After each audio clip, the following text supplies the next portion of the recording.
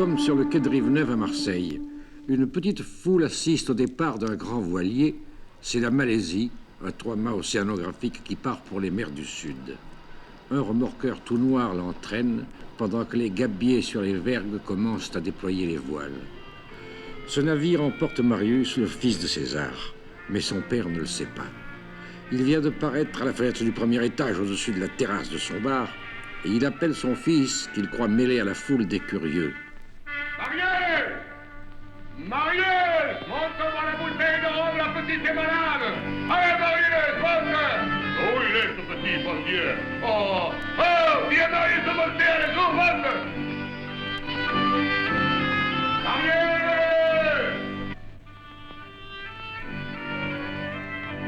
Il se retourne soudain vers sa chambre et prend dans ses bras la... Il emporte chez sa mère Honorine, qui habite tout à côté du bar. Une foule de curieux les suit.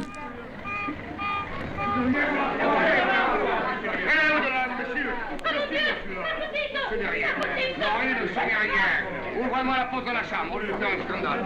Et toi, fous-moi tous ces gens-là à la porte, le monsieur Honoré, quoi. Et toi aussi, rends-moi ces imbéciles-là. Allez chez vous, allez, c'est derrière.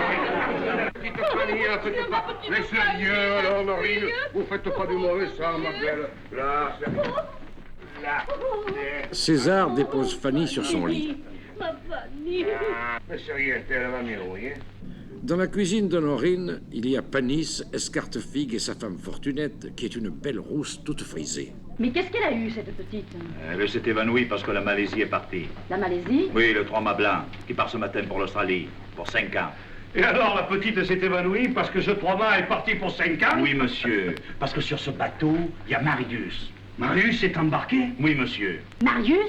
Le fils de César? Oui, madame. Et la petite le sait. Et César, lui, est-ce qu'il le sait? César, il ne s'en doute même pas. Oh, coquin de sort. Eh bien, ça va faire une belle musique.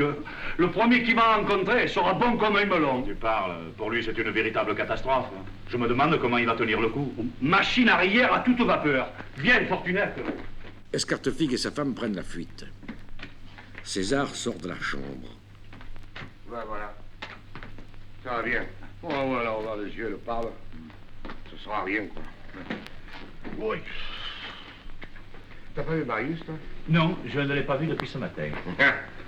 T'as dû rencontrer un collègue, là, sur les allées, il fait la causette avec lui. Oh, mais aujourd'hui, je dirais rien, c'est un trop beau jour. Je peux bien te le dire, à toi, maintenant, c'est presque officiel. Eh bien, les enfants, on se marie, oui. Ah, c'est très bien. Ah. C'est très bien. Seulement...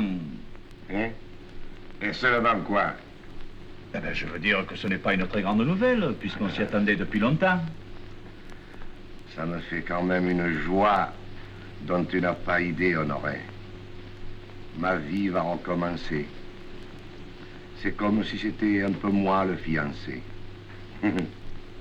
Et puis, qui sait, peut-être dans un an, là... Attention, mon bidé, quand il trotte, il fait des peines.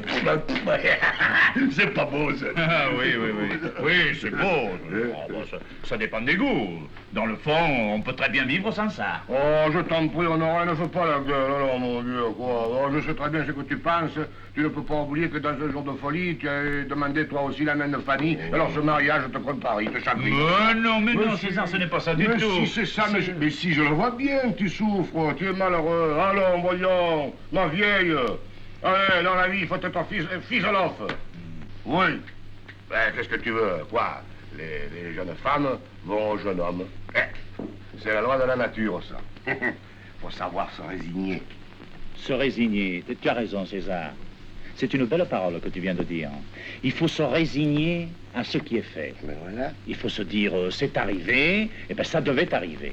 Ouais. Et puis quand on a des amis, ou seulement un bon ami, on sait qu'on a quelqu'un qui fera de son mieux pour vous consoler et pour adoucir le coup avec tout son cœur.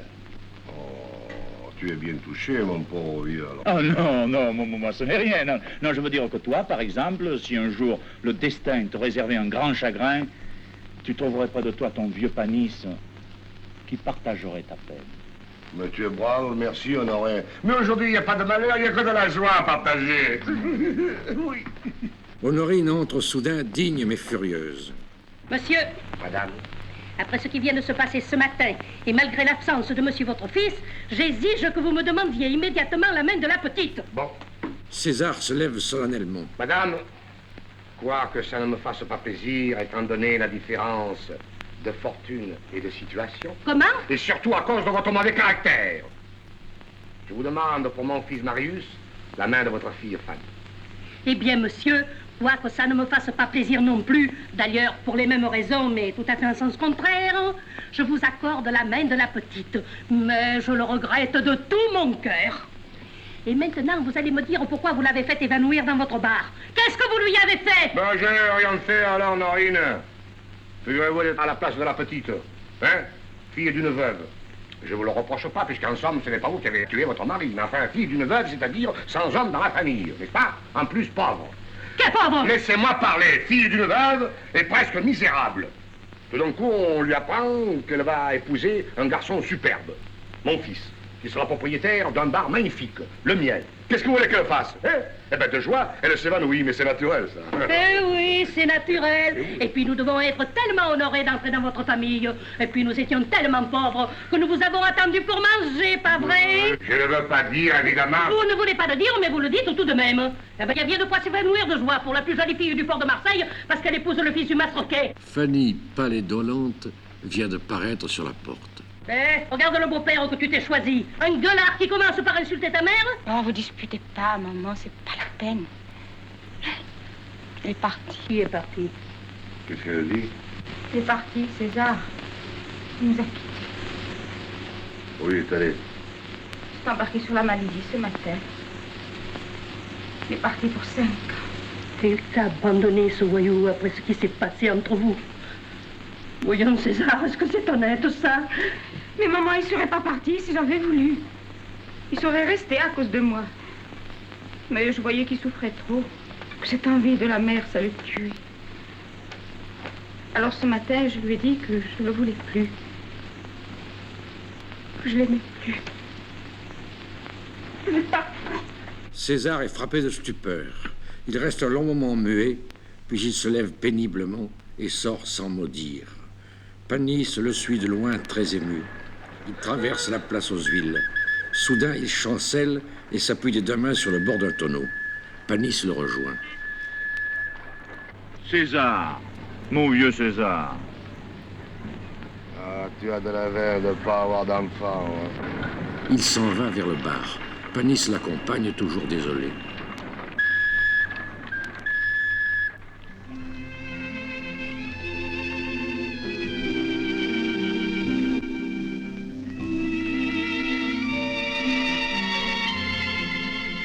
Un mois plus tard, Panis, Escartefigue et M. Brun sont assis dans le bar, mais César n'est pas avec eux. Il fait les 100 pas sur la terrasse, les yeux baissés et les mains dans les poches. Ses trois amis le regardent de loin. Depuis un mois que son fils est parti, on ne sait plus par quel bout le prendre. Pour moi, il deviendra fadin. Tu verras ce que je te dis, hein. Oh, je le crois. Il va de plus pire en plus pire. Moi, j'en ai connu un comme ça, que son cerveau se ramollissait. Ça se fondait tout là-dedans.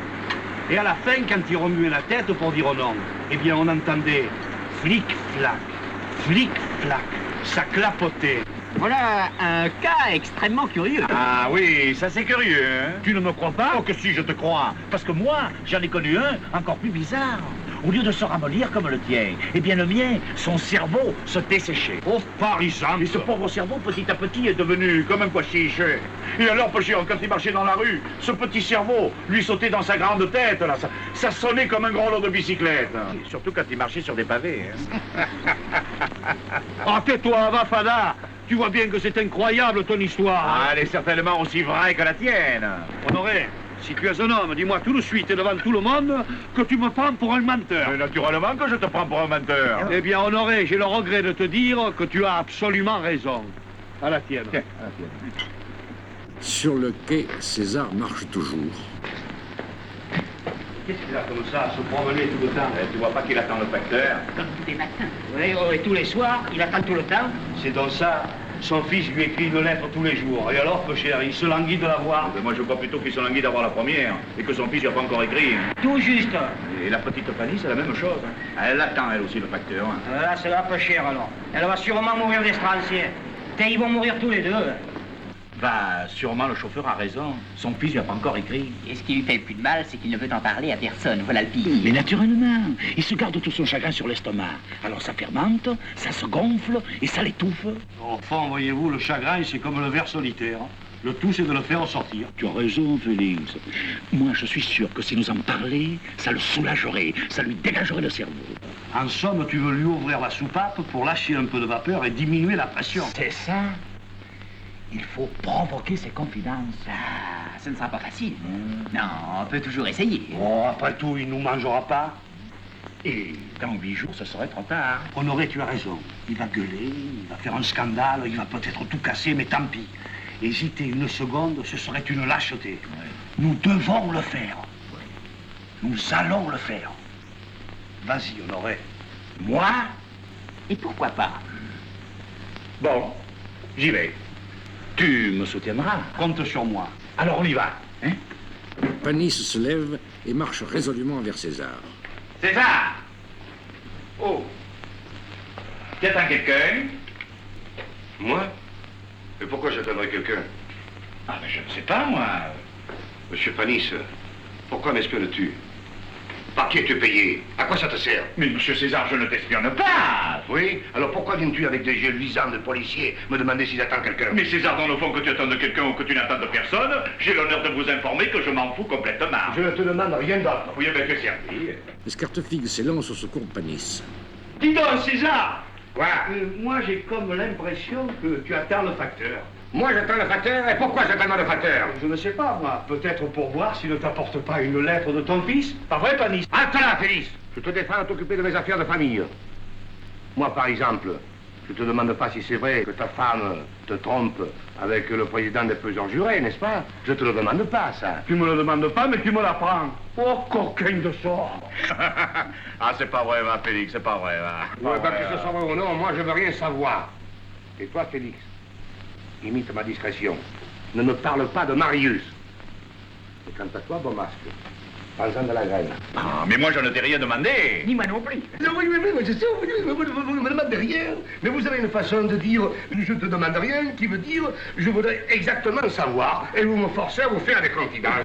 Oh, pas du tout, César. Non, mais je t'assure que pour moi, je ne veux rien savoir du tout. Oui, c'est-à-dire qu'après une amitié de 30 ans, tu te fous complètement de tout ce qui peut m'arriver. Mais n'est-ce pas? non, c'est ça. Mais oui, Honoré, oui, Honoré. Ce sont tes propres mots que tu as dit tout à l'heure. Je m'en fous complètement. Non, mais j'ai dit ça pour te faire plaisir. Si tu ne veux rien nous dire, ne dis rien. Et si tu veux nous dire quelque chose, eh bien, parle. Et là, il parle, non, mais je savais bien que vous ne finirez pas me questionner. Mais je l'étais sûr. Eh bien, puisque vous me forcez à parler, moi, je vais te répondre. Mais non, César, non, on ne te force pas. Mais oui, on me force. Mais enfin, voyons, Ah, je vous César, en prie, non, monsieur Brun, foutez-moi la paix, hein. Puisqu'on me force à parler, au moins laissez-moi la parole. Laissez ça, parle, César, parle. Bon. Donc, je vois dans vos yeux, dans les yeux de tout le monde, même dans ceux des passants, que vous avez pitié de moi. Oh, je sais très bien ce que vous dites et que je ne suis pas là. Vous devez dire, il doit pleurer tout seul la nuit dans cette grande maison vide. Il ne s'occupe plus du bar. Il attend des nouvelles de son fils qui ne lui écrit jamais. Et ça brise le cœur de cet homme. Eh bien, puisque vous dites des choses pareilles, puisque vous attachez de l'importance à une histoire qui n'en a pas et à laquelle je ne pense jamais, il faut que je m'explique une fois pour toutes. C'est ça, César. Expliquez-vous, ça mettra tout au point. Bon. Tout à l'heure, Félix, tu m'as demandé si j'attendais le facteur. Eh bien non, je n'attends pas le facteur.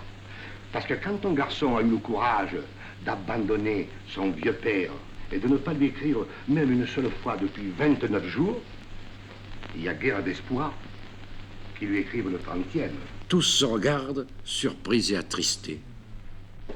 D'abord, il ne pouvait pas t'écrire avant sa première escale. Et sa première escale, c'est pour Saïd. Eh bien, monsieur, d'après les journaux, la Malaisie a touché pour Saïd le 7 août. Il y a 12 jours. Pour que la lettre te revienne, il faut presque 2 semaines. Ah non, non, il y a un courrier qui fait le service en 9 jours. Mais il ne le fait pas tous les jours. César est stupéfait et ravi. Vous croyez ça? Ben, naturellement, voyons, j'en suis sûr. Ah ouais? Mais d'ailleurs, pourquoi perdre son temps à parler de cette chose? Ça ne m'intéresse absolument pas, alors. Oh non, César, ça ne t'intéresse absolument pas. Allez, vai. Tenez une supposition que ce garçon ait eu l'idée tous les jours d'écrire une petite lettre à son père, un petit mot, pour lui dire je me porte bien, je pense à toi, je me figure ton chagrin, enfin, etc., n'est-ce pas? Et une supposition qu'il ait mis tous les soirs sa petite lettre de côté. Et que la semaine dernière, en arrivant à Port-Saïd, il les ait toutes mis d'un seul coup à la poste. Enfin, une supposition. Que le facteur entre à l'instant dans ce bar et me dise, Monsieur César, voilà pour vous. Et me remette un paquet de lettres de 3 kilos. De quoi lire toute la nuit en les relisant 3 fois chacune. Eh bien, je prendrai ce paquet, je le foutrai sous le comptoir, je ne l'ouvrirai pas. Parce que ça ne m'intéresse pas. Oh, allez, va, tu ne crois pas croire que tu n'aimais pas ton fils. Ah, j'ai jamais dit ça, au contraire, je l'adorais, ce garçon. Mais après ce qu'il m'a fait... Mais en somme, que vous a-t-il fait? Mais oui, en somme. Oh, coquine des padilles, en somme. Mais oui, voyons, César, en somme, que vous a-t-il fait? Il m'a fait qu'il est parti. Eh bien, à 20 ans, ce garçon n'avait pas le droit de partir. Non, monsieur, il n'avait pas le droit de partir sans me le dire. Ça, c'est vrai. Ce qu'il a fait là, ce n'est guère poli. Oui, mais si tu l'avais dit, qu'est-ce que tu aurais fait? Je leur ai expliqué qu'il n'avait pas le droit. Oui, et même au besoin, tu leur as expliqué un grand coup de pied dans le cul. Naturellement. Ah, je te prie de croire. Au bout d'un quart d'heure, je lui aurais fait passer le goût de la marine. Voilà. Vous voyez donc, il a bien fait de ne rien vous dire. Ah, mais c'est ça, il a bien fait, c'est ça, oui, c'est ça. Vous félicitez l'ingrat, vous approuvez le révolté de l'émission en bolchevique, oui, vous voyez. Et il veut démolir la famille. Et il faut s'entendre dire ça dans son bar. Mais c'est inouï, ça, c'est inouï. Mais enfin, voyons, César, après tout, si cet homme veut naviguer, C'est ça, c'est l'homme. Marius, c'est un homme. Marius, c'est l'homme. Oh, c'est terrible. Et il a 23 ans, à cet âge-là, vous étiez déjà marié. Moi, oui. Vous étiez un homme. Moi, oui. Alors, ce qui était vrai pour vous n'est pas vrai pour lui. Non. Et pourquoi? Parce que, pour moi, j'ai toujours raisonné différemment. Ah. Parce que moi, je n'étais pas mon fils. Voilà. Eh bien, César, permettez-moi de vous dire, avec tout le respect que je vous dois, que vous êtes un grand égoïste. Eh ben voilà qui te l'envoie pas dire, ouais. Pas revient, ça. Et si cet homme veut naviguer, vous n'avez pas le droit d'en empêcher. Oh, mais s'il veut naviguer, qu'il navigue, oh, bon Dieu, mais qu'il navigue où il voudra, mais pas sur l'eau. Mais alors, où veux-tu qu'il navigue? Mais je veux dire qu'il navigue pas sur la mer, qu'il navigue, fait comme toi, sur le vieux port, là, ou sur les rivières, ou sur les étangs, ou... Et puis, nom de Dieu, est-ce qu'on a besoin de naviguer pour vivre, hein? Est-ce que M. Panis navigue, lui? Non, pas si bête. Lui, il fait des voiles. Il fait des voiles pour que le vent emporte les enfants des hommes.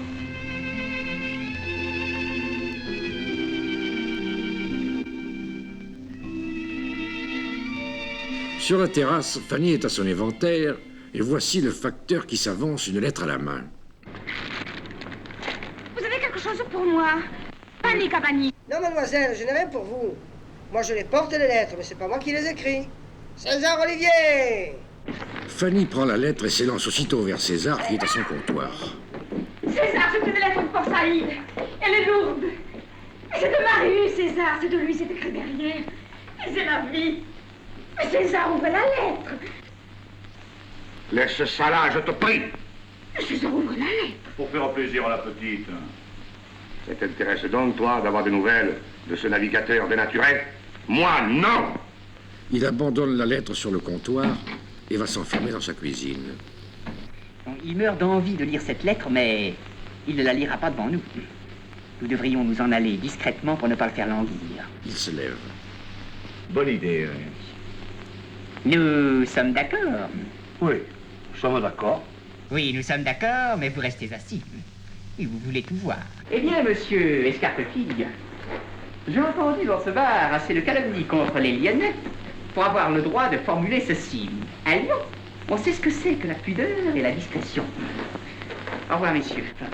Monsieur Brun sort discrètement. Pudeur? Quelle pudeur? Mais oui, il a raison, Félix. Alors, viens, va. Lève-toi, va. Ils sortent à leur tour. Alors la porte de la cuisine s'entr'ouvre. Le bras de César paraît, s'allonge. Sa main saisit la lettre, se retire, disparaît, et la porte se referme sans bruit. Alors, seul dans sa cuisine, il déchire fébrilement l'enveloppe. Cependant, à la terrasse du café, Panis parle gentiment à Fanny. Tu viens pas l'autre, Fanny. Tu devrais aller voir un docteur. Oh, vous connaissez ma mère. Si je parle d'aller à un docteur, elle me croira perdu. Mais qui t'empêche d'y aller toute seule? Va chez le docteur Venel. Mon docteur, c'est un bon papa. Vas-y l'après-midi. Si tu veux, je te donnerai des sous. Non, merci, Fanny, c'est jamais. Tremble pas comme ça, va. Il y a sûrement beaucoup de choses pour toi dans cette lettre. Oh non, je ne crois pas. Ouais, tu ne le crois pas, mais tu l'espères. Ah, c'est bête l'amour tout de même. C'est pas bête, mais c'est mauvais. Ne t'inquiète pas, hein. César est en train d'apprendre la lettre par cœur dans sa cuisine. Et avant ce soir, il va la réciter à tout Marseille. Fanny! En effet, on l'entend crier. Fanny, ma belle, viens! Fanny! Oh, Fanny! Oui, ah, t'es le voilà, hein. T'es le voilà, hein. Fanny! Il vient à Fanny, lui prend la main et l'entraîne dans le bar désert. Très bien, il se porte très bien. Tiens, tu vas me relire sa lettre. Il lui donne la lettre et s'installe en face d'elle. Allez, vas-y, ma belle. Mon cher papa, Oui. pardonne-moi, mon cher papa, la peine que j'ai pu te faire. Je sais bien comme tu dois être triste depuis que je suis partie, et je pense à toi tous les soirs. Et tu penses à moi tous les soirs, mais moi je pense à toi toute la journée, grand imbécile. Enfin, continue. Pour dire de t'expliquer toute la chose et de quelle façon j'avais cette envie, je ne saurais pas te l'écrire. Mais tu n'as qu'à demander à Fanny, elle a connu toute ma folie. Folie, ah ça c'est le mot. Ça me fait plaisir de voir qu'ils se rendent compte, tu sais. Maintenant, laisse-moi te raconter ma vie. Ouais. Quand je suis partie, on m'avait mis aide cuisinier.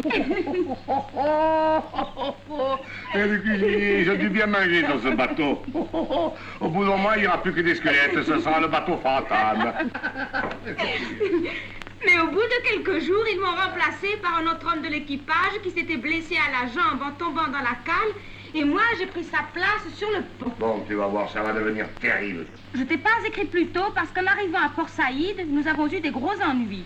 Comme un matelot du bord était mort d'une sale maladie, les autorités se sont crues que peut-être c'était la peste et on nous a mis en quarantaine. La peste, tu entends? La peste, coquin de sort, la peste sur son bateau. Quand un de ses camarades à l'école communale attrapait les orions, je gardais M. Marius à la maison pendant un mois pour le préserver. Et maintenant, il va nager dans la peste jusqu'au cou, tu entends? Il n'a pas eu, lui, qu'est-ce qu'il nous écrit? Mais il n'a pas eu, mais il a bien failli l'avoir. Et puis enfin, il faut dire que la peste, c'est une maladie terrible. La peste, tu te rends compte, hein? Le cou gonflé, la bouche ouverte, une langue épaisse comme une langue de bœuf, et le nombril tout noir, tout gonflé, comme un oursin, hein? Oh, Marius, tu n'as pas fait le fleur à faire du mauvais sang, nom de Dieu. Ça va bien continuer, la peste. Oh. Mais les docteurs du port ont tout démantibulé le pauvre mort pour voir ce qu'il avait, et ils ont dit que ce n'était pas la peste. Tant mieux. Maintenant, nous voilà délivrés, et nous allons repartir pour Aden.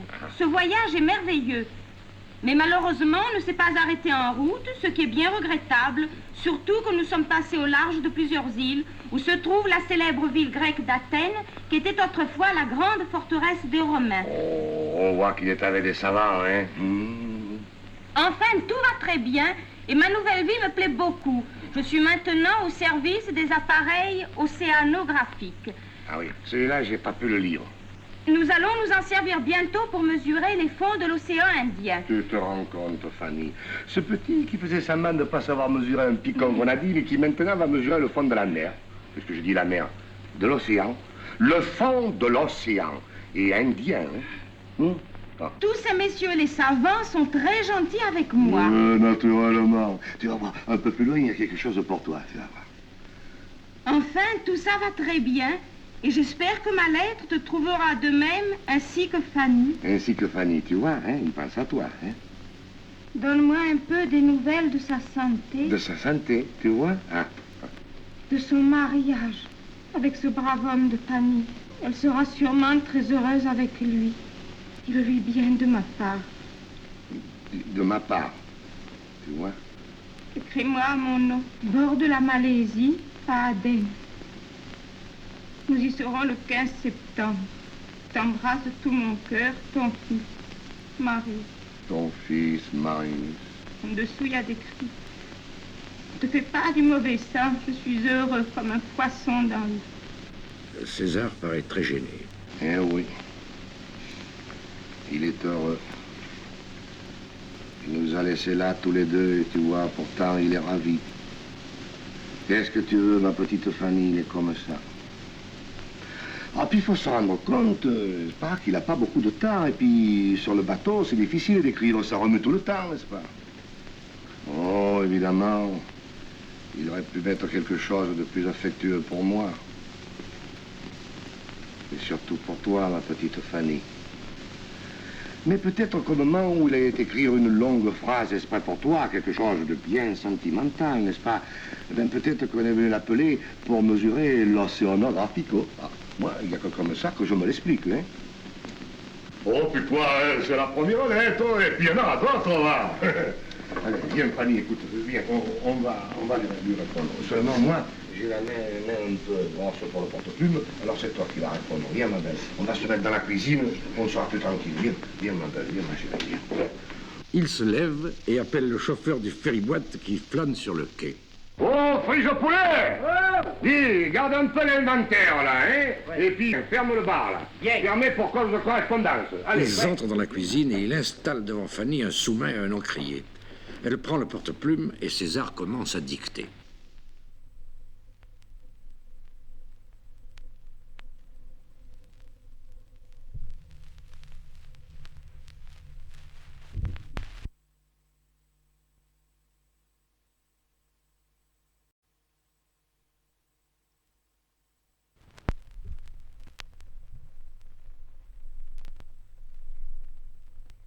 Voyez? Mon cher enfant, enfin, je reçois ta première lettre. Elle n'est pas bien longue. J'espère que la deuxième durera au moins 10 pages, et même 20. Ah. Ce que tu me dis au sujet de tes savants est très intéressant. Mais, quand tu mesureras le fond de la mer, ne te penche pas trop, car tu pourrais tomber par-dessus bord. Et là où ça sera trop profond, laisse un peu mesurer les autres. Oui, les autres, parce que moi, tu comprends, je le connais, M. Marius. Quand il était petit, un jour, je l'ai mené à la pêche dans la barque de Maître Panis. Hein? Alors, il s'est penché au-dessus du bateau pour voir la ligne Zou, un homme à la mer. Bon, il est vrai qu'à ce moment-là, il avait la tête plus lourde que le derrière. Oh, depuis, ça a changé, évidemment. Alors, qu'est-ce que nous disions? Qu'est-ce que j'ai... Oh, dis-moi la phrase. Il se lève et va se pencher sur l'épaule de Fanny. Laisse un peu mesurer les autres. Les autres, soulignez les autres, bien épais, hein, bien épais, Zou, là, voilà. Bon, Il continue la dictée en se promenant. Et si quelqu'un à bord a la peste, ne lui parle que de très loin. Et surtout, ne le fréquente plus, même si c'est ton meilleur ami. Car l'amitié, c'est une chose admirable, mais la peste, c'est la fin du monde. Du monde. Ici, tout va bien. Sauf une colère qui m'a pris quand tu es parti et qui ne m'est pas encore passée. Oui. La petite Fanny ne va pas très bien. La petite Fanny n'écrit plus, elle écoute. Elle ne mange, pour ainsi dire, plus rien. Elle est toute palote. Et dans le quartier, tout le monde le remarque. Et toute la journée, les gens répètent, la petite s'en ira de la caisse et César partira du ciboulot. Aussi, Honorine me jette des regards sanglants. Et chaque fois que je la regarde, j'ai toujours peur qu'elle me tire des coups de revolver, que ça me donne le frisson de la mort. De la mort. Pourquoi tu cries pas? Oh, écoutez, César, je crois que c'est pas nécessaire de lui mettre ça, parce que ça va lui faire de la peine. Eh bien, et à nous? Il nous en a pas fait de la peine à nous, hein? Ben oui, mais ça ne sert à rien de la lui rendre. Oui. Au fond, tu as raison, ça ne sert à rien. Mais alors, qu'est-ce qu'on va lui mettre? Hein? Attendez, je vais vous l'écrire. Non, n'écris pas, non, n'écris pas. Dis-le-moi d'abord, dis-le-moi d'abord. Ah ben, nous mettrons... La petite Fanny est comme d'habitude. Pour son mariage avec Panis, je crois que rien n'est encore fait. Mais peut-être que je sais pas tout. Excellent, ça c'est excellent. De temps en temps, nous parlons gentiment de toi sur la terrasse du café. Quelquefois, le soir, quand tout est calme, pendant que Scartefique fait la conversation avec Panis ou Monsieur Brun, il nous semble réellement que tu n'es pas parti si loin. J'ai tout juste monté jusqu'à la gare pour lui descendre cette année-ci. Tu vas bientôt paraître sur la porte avec ton chapeau de paille, ton petit mouchoir autour du cou.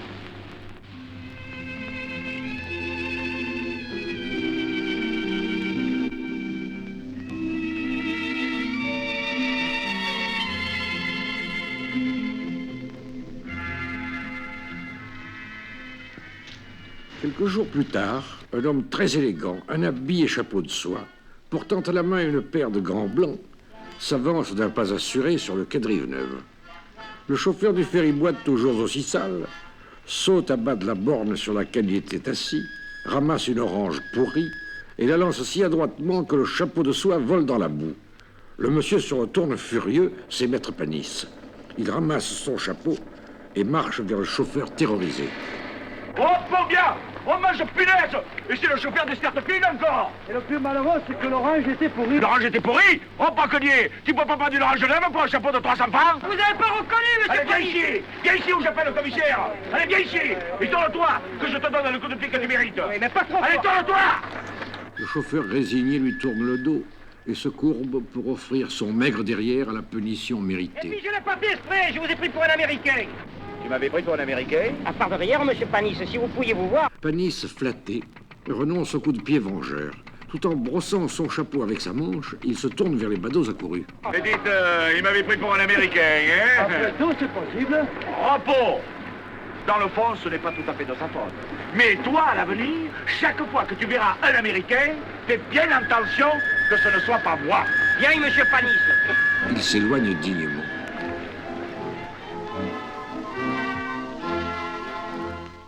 Assise dans sa cuisine, Honorine serre entre ses genoux un lourd mortier de marbre et fait tourner rapidement le pilon de bois. Elle prépare l'aïoli. Sa jeune sœur Claudine, qui est une belle Marseillaise brune, fraîche et bavarde, met le couvert. Figure-toi qu'en descendant de la gare, je suis passé à l'inventaire. Mais Fanny n'y était pas.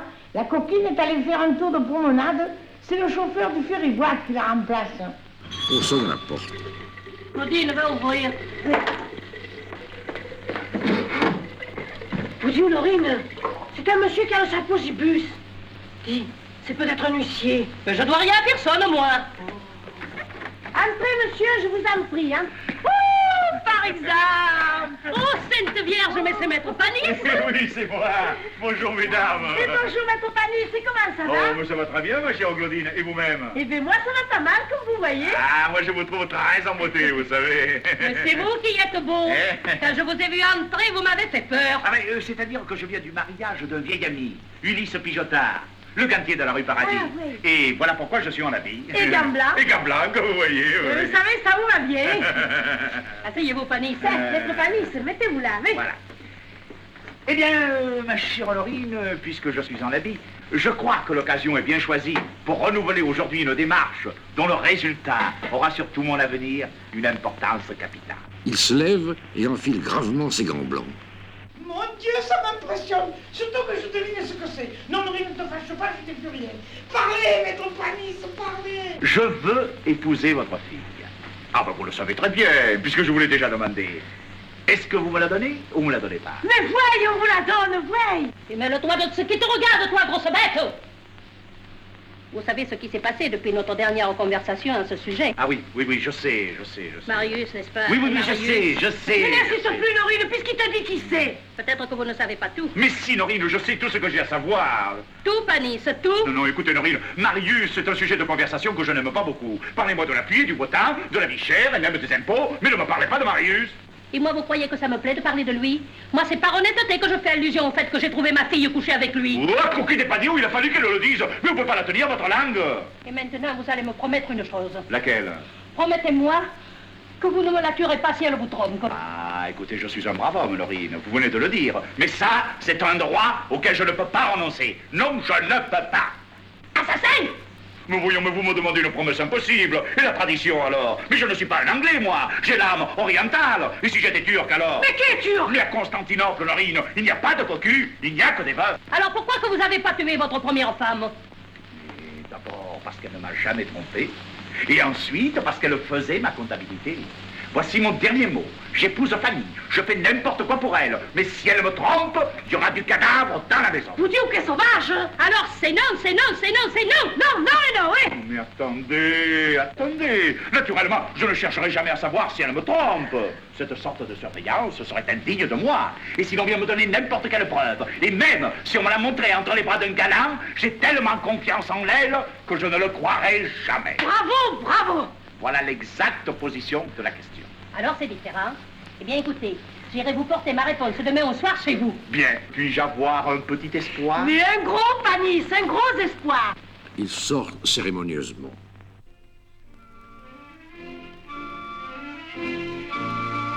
Fanny sort d'une maison dont la porte est ornée d'une plaque de cuivre, celle du docteur Venel. Ses traits sont tirés, son regard lointain. Elle s'éloigne dans la foule des passants. Honorine et sa sœur ont fini de mettre le couvert et elles bavardent en attendant Fanny. Eh bien, Honorine, si tu veux que je te dise mon idée, pour la petite, c'est une belle chasse. Les sous, c'est pas tout, mais finalement... Fanny entre muette. Bonjour, petite. Alors, tu allais faire une petite promenade? Fanny regarde fixement Claudine mais ne répond pas. Oh, écoute, aujourd'hui que tante Claudine vient nous voir, ne recommence pas à faire le mour, s'il te plaît. Mais Norine, elle fait pas le mour, hein? Mais regarde là, elle fait un mour de 6 pieds de long. Allez, va, et la gronde pas comme ça. T'es malheureuse. Tu vois pas que c'est la passion, ça? Que la passion. Allez, Zou, va, mettons-nous à table. D'abord, j'ai une peine terrible, moi, et puis on sera mieux pour parler. Fanny, ma petite, aide-moi un peu à mettre le couvert. Tu dois avoir peine, toi aussi, qui? Maman, je vais avoir un enfant. Qu'est-ce que tu dis? Mon Dieu, un enfant? Va-t'en, fille malhonnête! Va-t'en, fille perdue! Si ton pauvre père était là, il te tuerait!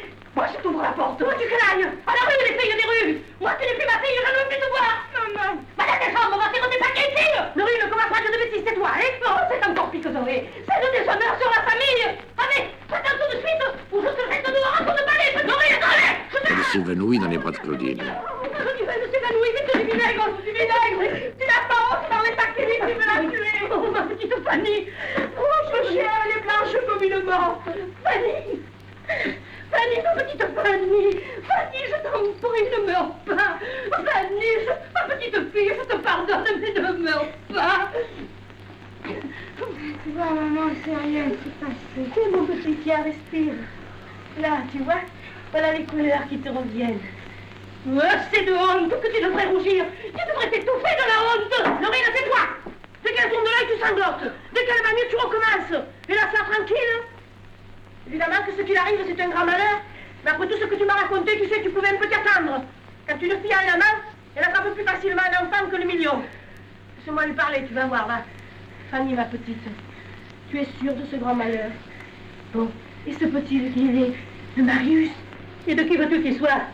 Elle n'a tout de même pas encore couché avec tout Marseille. Bon, alors il est de Marius. Ah, celui-là, si je le tenais. Oh, évidemment, là, ça prouve que ce garçon n'a guère de délicatesse. Faire un enfant à une jeune fille, c'est un gros sans-gêne. Mais qu'est-ce que tu veux? Le mal est fait, il est bien fait.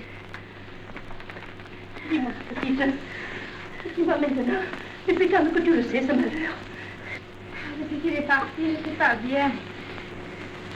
J'étais pas comme d'habitude. J'avais mal au cœur tous les matins. Oh, bonne mère. Alors j'ai eu une peur. J'y pensais la nuit, j'y pensais le jour. J'ai tellement pleuré que j'en étais saoule. Et Marius ne me criait pas. Ah, je pensais me jeter à la mer. Oh, malheureusement, ne fais jamais ça. Ce matin, je me suis décidée, je suis allée voir un docteur, le docteur Venel. C'est un bon docteur, un savant celui-là. Et qu'est-ce qu'il t'a dit? Ça serait pour le mois de mars. Eh bien, c'est un joli mois. Le mois des fous. Ne pleure pas, Vaille, ça ne sert à rien. Après tout, l'honneur, c'est pénible de le perdre, mais quand il est perdu, il est perdu. Et toi, maintenant, qu'est-ce que tu comptes faire? Oh, je ferai ce que tu voudras pourvu que tu me gardes. Oh, ma petite. Alors, tout est sauvé. C'est pour Panis. Alors, est-ce qu'il me voudra, lui? Mais oui, ma belle, il t'a redemandé ce matin. Et cette fois, c'est oui, oui. Qu'est-ce que tu en dis, toi? Mon idée, si maman le permettait, ce serait de ne pas me marier. Je mets mon enfant par mon travail en attendant que son père revienne. Il aura vu. Oh, ça c'est beau, tu sais. C'est beau, mais c'est difficile. Hein? Difficile. Impossible, tu veux dire? Écoute, ma petite Fanny. Tu sais, dans toutes les familles, il peut y avoir une fille mère ou une garce. Ça se pardonne parce que c'est naturel. Mais chez nous, c'est impossible. Notre sœur Zoé a déjà pris le tour. Et si tu n'épouses pas Panis, nous sommes tous déshonorés. Et moi, je mourrai de chagrin pour ta faute. Qu'est-ce qu'il me voudra encore, lui? Et puisqu'on te dit qu'il te redemande... Il ne peut pas savoir que j'attends, non? Eh bien, heureusement qu'il ne peut pas le savoir. Mais tu voudrais que je l'épouse sans le lui dire? Mais Fanny, tu serais pas assez bête d'aller lui raconter ça. Et pourquoi tu le lui dirais? Puisque tu n'es même pas absolument sûre que c'est vrai. Le docteur Venel me l'a dit ce matin. Ah, le docteur Venel, il est gaga, il a 100 ans. Mais non, si c'est pas vrai, je suis pas obligée de me marier. Et on n'a pas besoin d'être enceinte pour se marier. Prends Panis puisqu'il se présente et ne lui dis rien. Oh non, moi je veux pas être malhonnête à ce point. Une femme n'est jamais malhonnête avec un homme. Si nous sommes dans cette misère, c'est à un homme que nous le devons. Eh bien, faisons payer la faute par un homme. J'ai fait le photographe, je le sais. J'ai gâché ma vie, tant pis pour moi, c'est à moi de me débrouiller. Alors parce que Panis est bon et parce qu'il m'aime, je vais mettre un bâtard dans sa maison. Je lui volerai son nom pour l'enfant d'un autre. Mais si je faisais une chose pareille, je ne peux plus regarder personne dans les yeux. Je me croirais la dernière des dernières. Je serais une véritable fille des rues. Et c'est vous qui me proposez ça. Eh bien, c'est ça, donnez-nous des leçons de morale maintenant. Ah, tiens, tu n'es qu'une méchante fille, tu n'es qu'une ingrate, tu n'es Marine. Vous n'avez pas pour commencer la comédie, non? Allez, vaille. Tout ça, c'est terriblement tragique, mais on peut manger quand même. Tiens, Fanny, ma petite, assis-toi là. C'est parfait. Fanny sort. En silence, les deux femmes se mettent à table. Claudine sert l'aïoli à sa sœur désolée qui découpe tristement la morue. Quand on n'a pas d'enfants, on est jaloux de ceux qui en ont. Et quand on en a, ils vous font devenir chèvres. La Sainte Vierge peut faire. Elle en a eu qu'un. Et regarde un peu les ennuis qu'il lui a fait. Et encore, c'était un garçon. Dis-moi un peu, Norine. Les petits bâtards, ils sont moins jolis que les autres? Non. Au contraire, quelquefois, ils sont plus forts et plus intelligents. Dès lors de quoi tu te plains?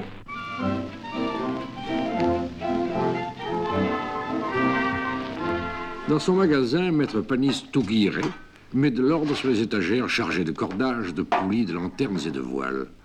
Puis avec un chiffon, il avive les reflets d'un très grand scaphandre de cuivre qui est debout le dos au mur et qui a l'air d'un chevalier du Moyen-Âge. Et voici que M. Brun vient lui rendre visite. Alors, M. Brun, vous l'avez bien vu ce bateau? Oui, je viens de l'examiner à fond. Ah, et alors? Eh bien, pour le prix, il me paraît très bien. Ah, mais je comprends, dites qu'il est bien. C'est un véritable lévrier des mers. Alors, je vous fais le jeu de voile complet comme convenu, hein? Naturellement. Tenez, voilà la maquette. Hein? Et voilà la toile que je vous ai choisie. Tenez, touchez-moi ça, M. Brun. Ça a du corps, hein? C'est léger, c'est solide et ça ne mouille pas dans l'eau, hein? Et regardez-moi le grain. Oui, ça me paraît bien.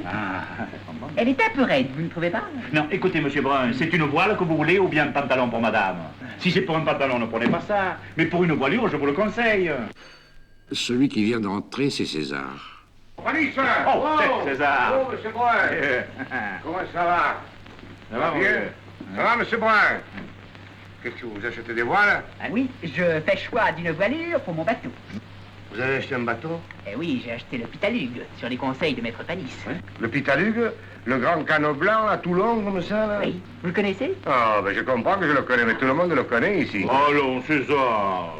Comment tu l'as pas averti? Mais de quoi? Non, écoutez, M. Brun, j'ai peut-être oublié de vous dire qu'il est un peu jaloux. César est jaloux. Non, le bateau est jaloux. Ça veut dire qu'il penche facilement sur le côté, vous comprenez? Et il penche fortement? Ah non, M. Brun, non. C'est-à-dire que quand on monte dessus, ben il chavire. Oh, mais il fait pas un tour complet. Sitôt qu'il a la quille en l'air, vous êtes tranquille, vous risquez plus rien. Ah, mais dites donc, ça lui arrive souvent? Mais non, M. Brun, mais non. C'est-à-dire qu'il est connu pour ça depuis ici jusqu'à la Madrague. On l'appelle le sous-marin. Vous plaisantez? Oui, voilà, naturellement qu'il plaisante. Alors vous prétendez que dès que je mettrai le pied dessus, ce bateau va chavirer? C'est probable, mais c'est pas sûr. Quelle blague, voyons. Pourquoi ce bateau chavirerait-il systématiquement? Monsieur Brun, ce bateau, il a une hélice trop grosse pour lui. Elle prend trop d'eau. Alors si vous poussez la vitesse, au lieu que ce soit l'hélice qui tourne, c'est le bateau, il se dévie. Mon cher César, tes plaisanteries sont ridicules. Ce bateau-là, M. Brun ne l'a pas fait faire sur commande. Il ne l'a pas payé au prix d'un canon inchavirable. Il a payé 1500 francs. C'est une occasion. Vous ne trouvez pas qu'à ce prix-là, même avec les défauts, ce soit une belle occasion? Oui, oui, c'est une belle occasion de se noyer. Ah voyons, Panis, vous connaissez pas bien ce bateau et c'est vous qui me l'avez fait acheter. Oui. Franchement, est-ce que ce bateau chavire? Mais mon cher Monsieur Brun, mais tout chavire dans la nature. Et naturellement, surtout les bateaux. Oui, surtout celui-là, alors. Vous garantir que le Pitaluc ne chavirera jamais, je ne le peux pas. Oh, que non. Mais ce sont les risques de la navigation. Si vous voulez aller sur la mer sans aucun risque de chavirer, alors n'achetez pas un bateau, achetez une île. Tenez, achetez le château d'If. Et Panis vous fera les voiles.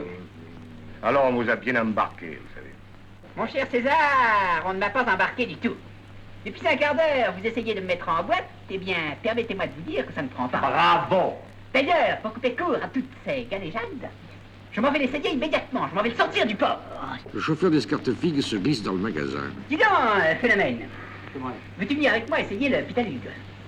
Je veux bien, Monsieur Brun. Mais d'après ce que vient de dire Monsieur César, ça sera 5 francs. Et soit ce sera 5 francs. Et vous, Panis, vous nous accompagnez? Ah, écoutez, je voudrais bien, mais je ne peux pas. Pas si bête. Ce serait avec le plus grand plaisir, mais nous travaillons, nous autres. Monsieur Brun se dirige vers la porte d'un pas décidé. Oh, ça saigne. Panis saisit vivement une bouée de sauvetage et court après lui. Monsieur Brun! Monsieur Brun! Attendez! Attendez, Monsieur Brun! Tenez! Tenez, emportez tout de même une bouée, allez! Oh, je sais bien que vous en servirez pas, mais ça peut pas vous faire de mal, hein? Je suis d'ailleurs bien tranquille, car je sais ce que c'est qu'un bateau. Je suis un connaisseur de bateaux. Ah, vous en avez tout l'air. J'ai vu ce bateau-là, je l'ai examiné et je l'ai jugé. C'est un excellent bateau.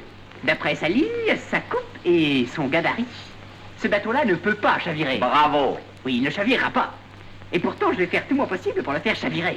Oh, écoutez, Monsieur Brun, ne forcez pas votre possible, allez, ça se fera tout seul. Vous savez nager, Monsieur Brun? Non. Ah. Alors, adieu. Comment adieu? Ben, nous nous reverrons au ciel. Monsieur Brun prend par l'épaule le chauffeur inquiet. À nous deux! Oui, voilà comme tu es. Avec tes racontes et tes calomnies, voilà 1000 francs que tu m'as fait rater. Ben, si le bateau ne chavire pas, tu le retrouveras, tes 1000 francs. Mais tu le sais aussi bien que moi qui va chavirer. Tu n'as pas besoin de venir avec ton joli chapeau, là. Je suis venu, c'est que j'ai quelque chose de très important à te dire. Mais qu'est-ce que c'est que tu vas me dire? Le facteur s'avance. Maître Panis! Tiens, vous êtes là, Monsieur César? J'ai une lettre pour vous, ça vient de Macassar. Merci. C'est de Marius? Oui. Alors, ce que j'ai à te dire, je te le dirai tout à l'heure. Je vais lire la lettre de mon fils. Et tu peux pas la lire ici, cette lettre? Non, une lettre du petit, ça doit se lire à la maison. César sort et Panis le suit. Mais il reste sur le seuil de sa boutique pour assister au départ du bateau de Monsieur Brun. Une foule joviale s'est déjà rassemblée pour assister au naufrage. Ça sera 10 francs, hein, Monsieur Brun. Ça sera... Attention! Le bateau s'éloigne du quai et se penche déjà sur tribord. Le chauffeur inquiet passe la bouée autour de son cou.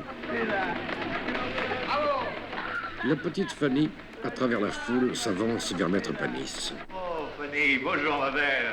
Bonjour, Maître Panis. Dites, Maître Panis, est-ce que je puis vous parler? Oh, mais naturellement que tu peux me parler. Je sais que j'ai quelque chose d'extrêmement grave à vous dire. Entendons, ma belle. Entendons. Là.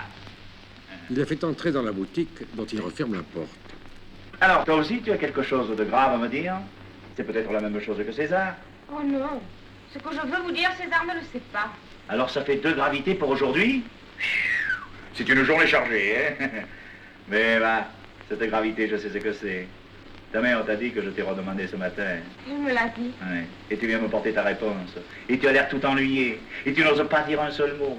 Ah, bah, je sais bien pourquoi. Et je vais te faciliter la chose. Tu viens me dire non, encore une fois. Bah, tant pis. Il faut pas te faire du moins sans pour moi. Si c'est non, c'est non. Et puis c'est non, voilà tout. Tant pis, que faire? Mais vous vous trompez, Maître Panis. Je ne viens pas vous dire non. Est-ce que tu viens me dire oui? Je viens vous dire que je dirais oui si c'était possible. Mais ça n'est plus possible. Parce qu'il y a une chose grave que vous ignorez. Et quand vous saurez cette chose, c'est vous qui ne voudrez plus. Mais la vérité, je vous la dois. Même si vous devez me mépriser ensuite. Te mépriser? Mais non, voyons, mais non. Bon, d'abord, cette chose-là, je la sais déjà. Et même plusieurs personnes la savent. 2 fois, on a vu Marius sortir de chez toi à la petite pointe du jour. Quoi? Et après? Si quelqu'un venait me dire, Maître Panis, vous avez épousé une jeune fille et que vous n'avez pas été le premier, je lui répondrais, eh ben dis donc, et moi, est-ce que j'étais vierge? Non, n'est-ce pas? Eh bien alors? Et qu'est-ce que ça peut faire, ça, après tout? Pour moi, c'est tout le contraire. Ça ne me fâche pas. Et je vais t'expliquer pourquoi. Quand un monsieur de mon âge épouse une fillette comme toi, ce n'est pas très joli, parce que ce n'est pas juste. Mais du moment que la jeune fille a eu, pour ainsi dire, un amant, ça rétablit un peu l'équilibre. Et je peux me marier avec toi sans perdre ma propre estime. Je me garde toute ma sympathie qui m'est personnelle et que j'y tiens énormément. Voilà ma façon de penser. Vous êtes bon, Maître Panis. Mais il y a quelque chose de plus grave. Quelque chose qui ne peut pas s'effacer. Une conséquence irréparable. Mais quoi? Ne me forcez pas à le dire, tâchez de comprendre. Ben, tu vois, je tâche, j'essaie, je cherche. Mais non, vous ne cherchez pas. Oh, je vois très bien que vous avez compris. Mais vous faites celui qui ne veut pas comprendre. Parce que je vous fais horreur, comme à tout le monde. Oh, je le savais bien, allez. Vous avez raison, Maître Panis, ne me prenez pas. Je suis une fille perdue. Perdue. Je n'ai même plus le droit de me tuer. Es un pichou, Fanny? Dis-moi, Fanny, es un pichou? Tu en es sûr? C'est le docteur qui te l'a dit? Ah, c'est donc ça que tu étais toujours malade. Oh, ne me méprisez pas trop, Maître Panis. Et vous m'avez demandé ce matin à ma mère. Je n'avais qu'à vous répondre oui. Mais j'ai voulu vous avertir. Oh, je serais si heureuse maintenant de devenir votre femme. Tu accepterais quand même de m'épouser? Oh, j'aurais tant de reconnaissance pour vous que je finirais peut-être par vous aimer. Mais ce petit-là, tu me le donnerais? Il serait mien? Il aurait mon nom? Oh, c'est la seule chose que je vous demande. Oh, bonne mère. Oh, dites, Maître Panis, c'est vrai. Vous me voulez quand même. Écoute, Panis, est-ce que tu as remarqué mon enseigne? Il y a Honoré Panis et en dessous Maître Voilier. Est-ce que tu as remarqué que les lettres sont un peu trop serrées sur la gauche et qu'il reste au bout comme un espace vide? Eh bien, tiens, viens voir, tiens, regarde.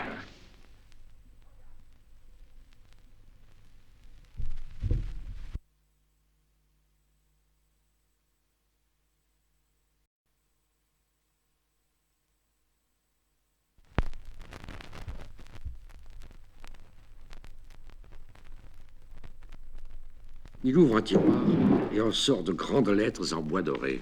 Ça, c'est feu. Ça, c'est le. Ça, c'est i. Ça, c'est ce. Et ça, c'est et.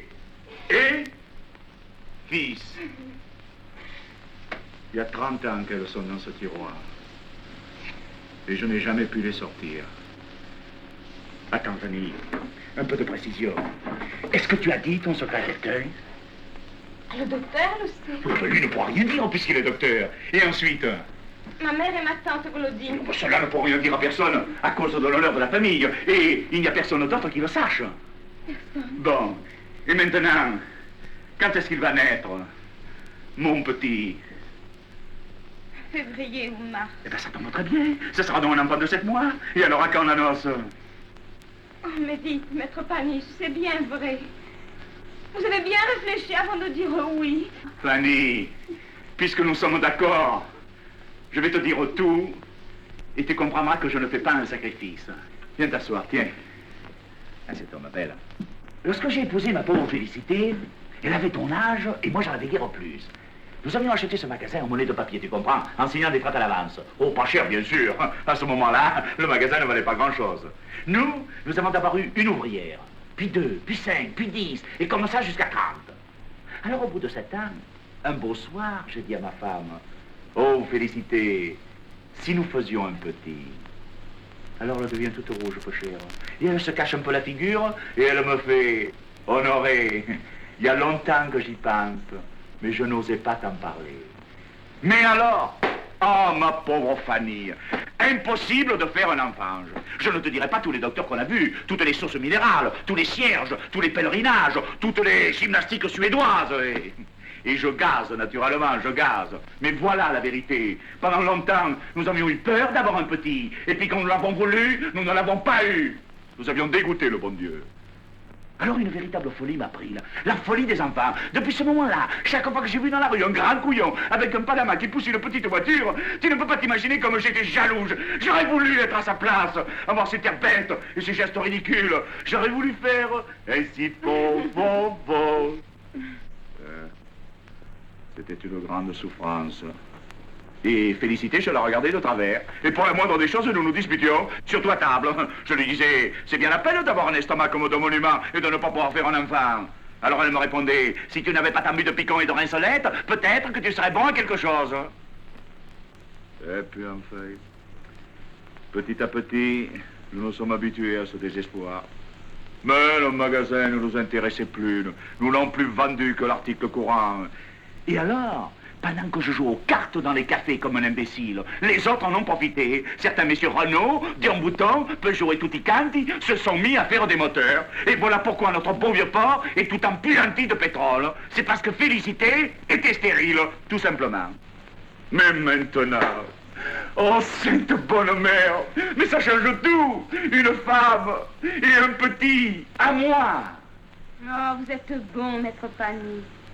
Et je vous remercie. Mais attendez encore 2 jours avant de me donner votre réponse. Pourquoi? Tu recules déjà? Tu attends une lettre de Marius. Je n'attends plus rien de personne, sauf de vous. Mais je voudrais pas que vous engagiez votre parole sur un mouvement de pitié. Pitié? Mais quelle pitié? Mais alors tu n'as pas compris ce que j'ai dit?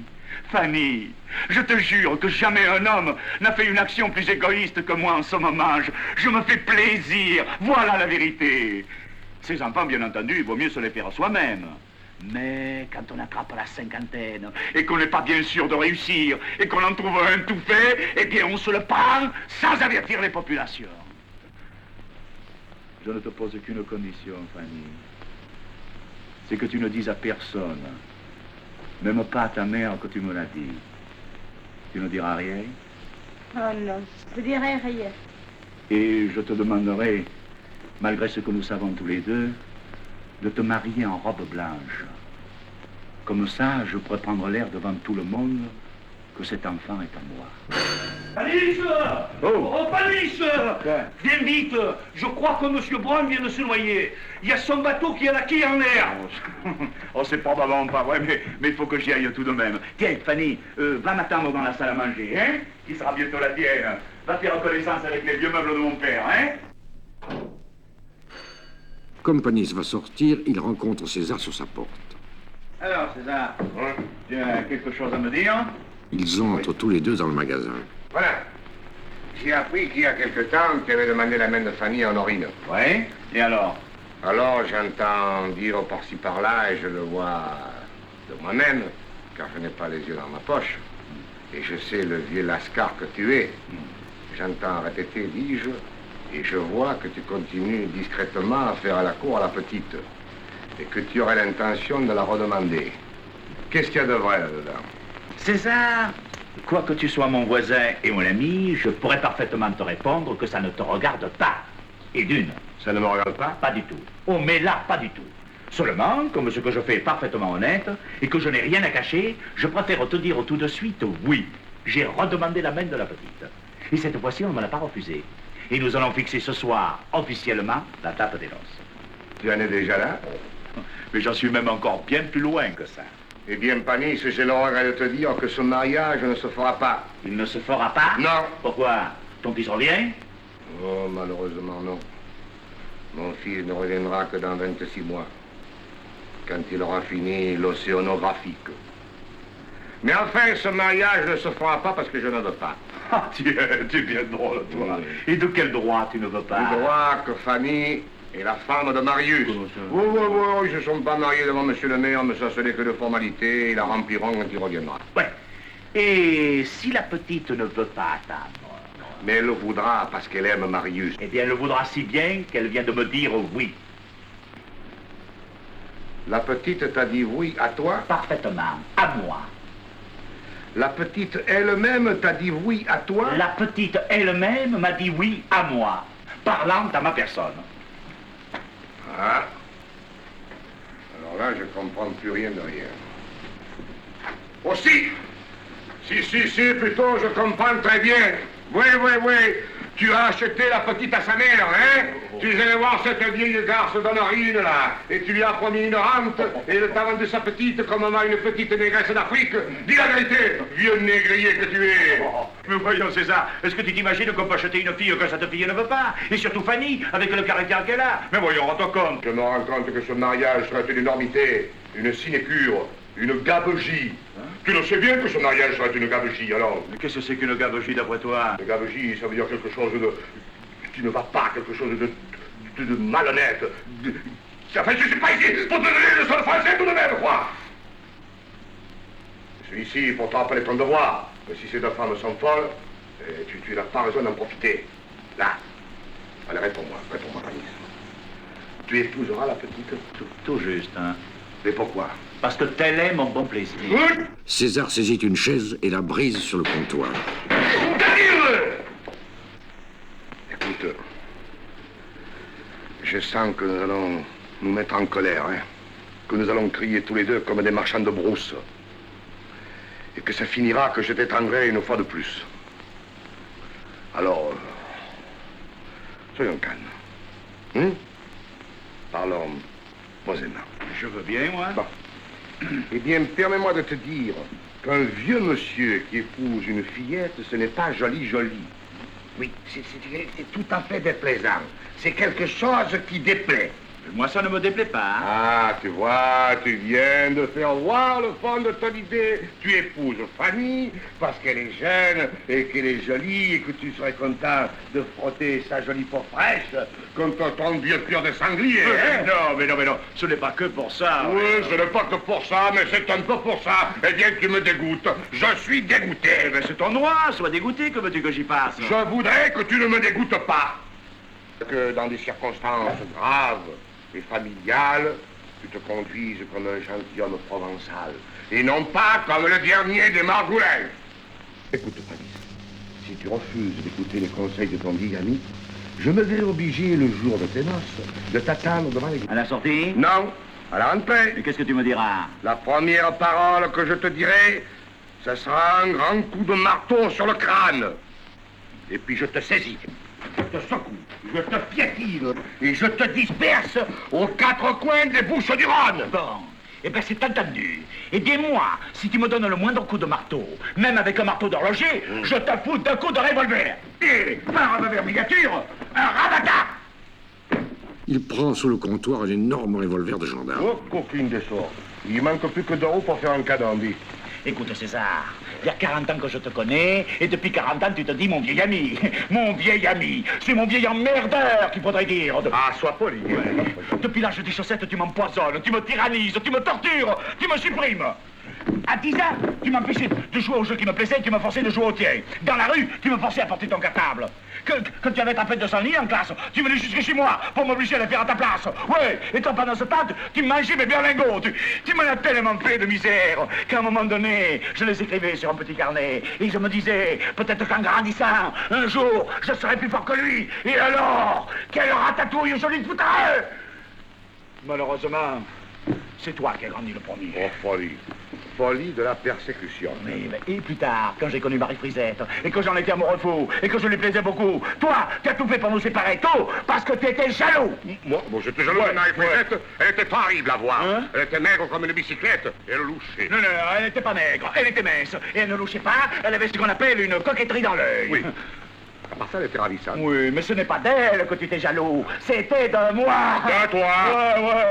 Ouais, tu étais jaloux de moi, parce que quand j'étais avec elle, je ne t'obéissais plus, et tu perdais ton esclave. Et voilà pourquoi tu nous as séparés. Et cette tyrannie abominable, elle a duré plus de 30 ans. Et tu t'imagines que maintenant ça va continuer? Tu as la prétention d'empêcher mon mariage? Mais non de Dieu! Avec cette balle de ce revolver, je te la fais éclater, la cougourde! Le coup est parti, le scaphandre s'effondre. Yeah. Tu as tué le scaphandre.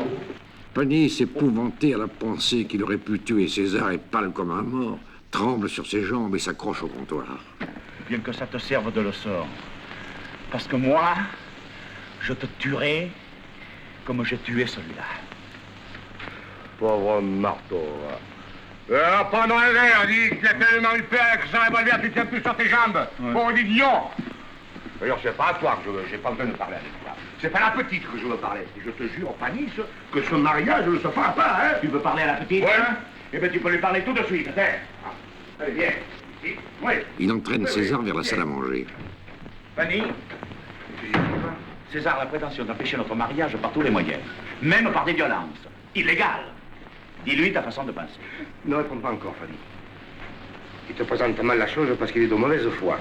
Moi, je dis que tu es la fiancée de Marius. Il est parti momentanément, mais enfin, tu l'attends parce que tu sais qu'il reviendra. Voilà la vérité, c'est simple. Alors, est-ce que j'ai raison? César, je ne peux pas attendre encore 2 ans. Ah, je l'étais sûr, c'est ta mère qui t'a monté le coup. Mais non, César, ma mère a raison. Vous ne pouvez pas comprendre. Mais si, je comprends très bien qu'à cause des candidatons, ta mère va te mettre au lit de Panis, voilà. Mais dis, elle est bien chatouilleuse, ta mère. Hein?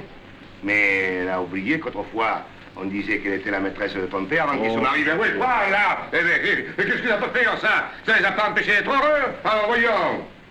Allez, va, Fanny. Dis à Panis qu'on t'a effrayé. Il est assez vieux pour comprendre, il va te rendre ton oui, et puis ta mère, moi, je vais lui expliquer. Mais non, César, il me faut un mari. Et c'est toi qui me dis ça? Il te faut un mari, et tu es prête à épouser le premier singe venu coiffé d'un chapeau melon, parce qu'il a de l'argent et qu'il veut t'épouser? Mais César, je l'attendrai encore 10 ans si je pouvais l'attendre. Mais maintenant, je ne peux plus. Je ne peux plus. Et si Panis veut encore de moi, je suis prête à l'épouser. Mais c'est pas possible, ça, non te dire, voyons. Mais c'est donc ça que tu mijotais depuis si longtemps, hein? C'est donc pour ça que tu as fait partir Marius, car c'est toi qui l'as fait partir, tu me l'as dit. Tu l'as fait partir pour te débarrasser de lui. Oh. Oui. Et maintenant, tu sautes sur l'argent de Panis, et ce vieux imbécile est bien content, hein? Alors tu te parles, tu dis des bêtises. Ah, tu es bien la nièce de ta tante Zoé, hein. Celle-là, elle s'y entendait pour faire danser les vieux panthères, là. Eh bien, je suis bien content que Marius soit parti. Il a bien fait, il a eu raison. Que oui, car tu ne l'aimais pas, Marius, et tu ne le méritais pas. Tais-toi, je te dis, tais-toi. Je vais lui écrire à mon fils, et je vais lui dire la vérité. Et s'il lui restait encore un petit regret, je te jure qu'il n'en aura plus. Est-ce que tu as fini de m'appeler, cette petite? Est-ce que tu vas fermer ta gueule? Cette fois, c'est Panis qui le prend à la gorge. César! Dites-lui tout, Panis, dites-lui tout. S'il n'a pas encore compris, c'est qu'il est aussi bête que méchant. Qu'est-ce qu'il y a? Hein? Eh, dites-le lui, Panis. Dites-le lui. Mais qu'est-ce qu'il y a? Ben, il y a que la petite Fanny se trouve dans une position qui n'est guère intéressante pour une jeune fille. Comment? Et qu'il faut bien qu'il se trouve un brave homme pour réparer le crime de ton galapia de navigateur. Fanny, tu portes un enfant et tu voudrais me le prendre, toi? Comment te le prendre? Mais il est à moi. C'est le petit de mon petit. Et vous voulez me le voler, mon petit-fils? Mais vous êtes fou, hein? Fanny, dis. Fanny, est-ce que tu y penses? Je pense à ma mère et à ma famille. Mais je me fous de ta mère et de la famille. Ta famille, c'est Marius et ton petit. Et moi? Quant à ce monsieur, il n'en est pas. Alors, il se taise. T'as compris, hein? Allez, viens, Fanny. Viens à la maison, viens. Non, non, César, non. Vous n'avez pas pensé à tout. Mais Marius ne peut pas revenir avant 2 ans. Et si j'ai un enfant, sans avoir de mari, ma mère mourra de honte. Mais non, meurs pas comme ça. Dans 3 mois, quand elle passera sur le port, on ne se gênera pas pour dire « Tiens, la petite Fanny, elle a attrapé le ballon !» Ou bien « Ça doit être un moustique qui l'a piqué !» Ma mère, à la poissonnerie, vous pensez ce que les autres lui diront? Mais puisqu'on saura que c'est un enfant de Marius. Mais justement, tout le monde sait très bien que Marius est un honnête garçon. Et quand on saura qu'il m'a quitté après une chose pareille, on pensera qu'il a une vilaine raison. Pourquoi? Et on dira « S'il a quitté, c'est qu'il a vu qu'il n'était pas arrivé le premier. » Ou alors qu'il n'était pas sûr que l'enfant soit de lui. Et on dira aussi, comme toi tout à l'heure, d'ailleurs, c'est l'habitude dans la famille. Il y a déjà eu sa tante Zoé, qui n'a jamais eu le temps de remettre ses pantalons. Voilà le calvaire que tu prétends imposer à ces deux femmes. Mais s'il l'épousait jamais, je comprendrais. Et puis enfin, moi je suis là, pour les défendre, pour prendre garde d'eux. Et puis, quoi? Elle aura un mari dans 2 ans? Oui, elle l'aura ou ne l'aura pas. Admettons que ton fils revienne dans 2 ans. Es-tu sûr qu'il voudra épouser la petite? Oui. Depuis qu'il est parti, il a écrit 2 fois. Et pas à moi, à vous. Ah ben ça c'est naturel. Seulement dans toutes ces lettres, il parlait de toi. Comme d'une étrangère. Et dans la lettre que tu viens de recevoir, est-ce qu'il te parle de la petite, hein? Non, il t'en parle pas. Mais qu'est-ce que tu en sais? Si t'en parlais, tu l'aurais déjà dit. Est-ce qu'il te parle de son retour? Non, il t'en parle pas. Allons, César. Il s'agit de la vie et de l'honneur de Fanny. Sois de bonne foi. Dis la vérité. La vérité que cette fois, il n'en parle pas beaucoup, enfin, il lui envoie le bonjour. C'est vraiment gentil de sa part. Mais quand il saura qu'il a un enfant, il épousera la mère, autrement moi je lui casse la gueule. Mais ça n'arrangerait rien, ça. Et puis nous parlons là comme s'il revenait sûrement dans 2 ans. Et s'il ne revient pas? Comment? Tu oses penser des choses pareilles, toi, dis? Ben et toi, tu oses ne pas y penser? Est-ce que c'est toi par hasard qui fabrique les tempêtes, les typhons, les tornades et les cyclones? Est-ce que c'est toi qui les lances sur la mer quand ça te fait plaisir? Et si son bateau sombrait? Voyons, César, peux-tu nous jurer que tu es sûr que ton fils reviendra et qu'il épousera la petite? Écoute, il y a 8 chances sur 10 pour que ce mariage se fasse. Ou enfin, écoute, il y a 7 chances sur 10. Mettons 6 ou même 5. C'est encore beaucoup pour que la vie de cet enfant soit gâchée. Maintenant, personne ne le sait. Et n'importe qui peut épouser Fanny et donner son nom au petit, sans être ridicule. Mais quand il sera né, qu'est-ce que ce sera? Un petit bastardon et rien de plus. Oh, c'est vrai, ça, mon Dieu. Et plus tard, à l'école, ses petits camarades lui diront: moi, mon père, il est boulanger, menuisier. Et le tien, qu'est-ce qu'il est? Pauvre petit deviendra tout rouge et il dira: moi, j'en ai pas. Oh, mon Dieu, mon Dieu. Oh, allez, César. Moi, j'ai pensé longuement à toutes ces choses. Oh, j'ai pensé à ma mère, à ma famille, à l'enfant. Ben, je vous assure, beaucoup mieux que je devienne Madame Panis. Comme ça, tout le monde sera content, et même Marius. Mais non, non, mais non. Et d'abord, si j'épousais la petite, cet enfant aurait un père et un nom. Il s'appellerait Panis. Oh, mon Dieu, mon Dieu. En tout cas, si par hasard il s'appelait Panis, il s'appellerait Marius Panis. Hein? Oui. Marius César Panis. César Marius Panis. Oh, mais ça si tu veux, puisque tu serais le parrain. C'est promis. Naturellement. Comme ça, tu t'occuperais de lui tant que tu voudrais et tu ne le perdrais pas. Et de plus, il serait riche. Écoute, César, il y a une chose que personne ne sait parce que j'en ai un peu honte. D'habitude, au café, quand on parle de la fortune des uns et des autres, moi je dis toujours que j'ai 600 000 francs. Eh bien, c'est pas vrai, César. J'en ai plus du double. Mais tu es millionnaire. Et plus la valeur du magasin, ce qui fait 1,5 million. Fanny elle-même ne le savait pas. Maintenant, je le dis parce que c'est utile à la conversation. Mais tu laisserais tout ça au petit, hein? Mais naturellement, puisque c'est mon fils. Oui. Mais alors, si moi, je lui laisse mon bar, il aura près de 2 millions. Dis, Fanny, à 20 ans, ce garçon, il va fumer des cigares comme le bras. Hein?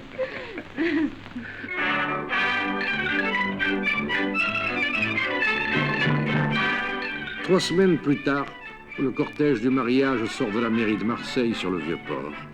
Fanny, sous son voile de mariée, est très pâle. Elle s'appuie sur le bras puissant de Maître Panis, qui est rouge de joie et de fierté. Honorine, en grande toilette, est au bras d'Elzéar Panis, le vieux frère d'Honoré, qui est venu de Cassis tout exprès pour cette importante cérémonie. Derrière eux, César, pensif, accompagne la tante Claudine. Elle est toute rose, sous un chapeau blanc chargé de cerises. Il y a des messieurs importants, les prud'hommes. Plusieurs sont en habits et chapeaux de soie.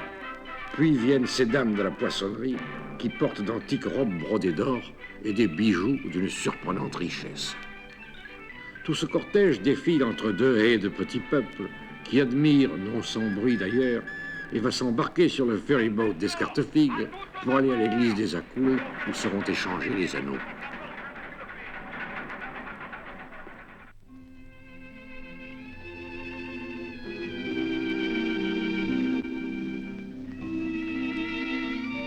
Plusieurs mois se sont passés. Le jour se lève à peine sur les quais déserts. Un agent de police frappe au volet fermé du bar. Oh, César! Monsieur César! César paraît à la fenêtre. Maître Panis vous fait dire que le petit est en pleine opération de sa naissance. Ah bon, j'y vais. Merci, j'y vais, ouais.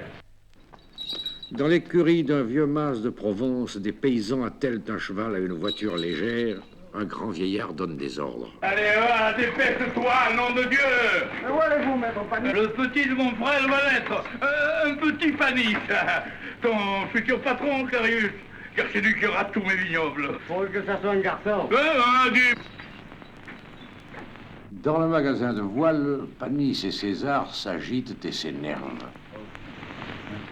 Tu crois qu'on a l'air bêtes, les hommes, hein? Le jour de l'accouchement. Et là, à côté, là, elle souffre. Et nous sommes là tous les deux, nous avons de grands couillons. Hein. Oh, elle a du courage, là.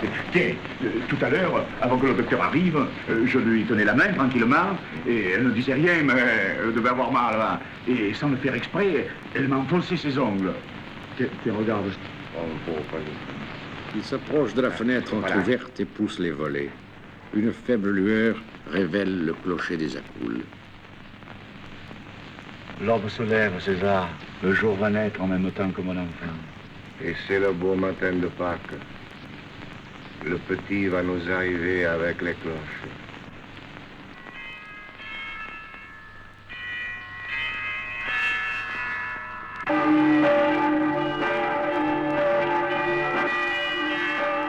Honorine ouvre brusquement la porte de l'appartement. C'est un garçon! César s'élance vers la chambre, mais Panis ne le suit pas. Il ramasse les lettres dorées qui étaient restées sur le comptoir, prend au passage une échelle et court compléter son enseigne. Sur la porte de l'appartement, le vieux docteur interdit aux visiteurs l'entrée de la chambre. Non! Non et non! La petite a besoin de calme. Si on laisse monter un régiment, vous ne répondez plus de rien.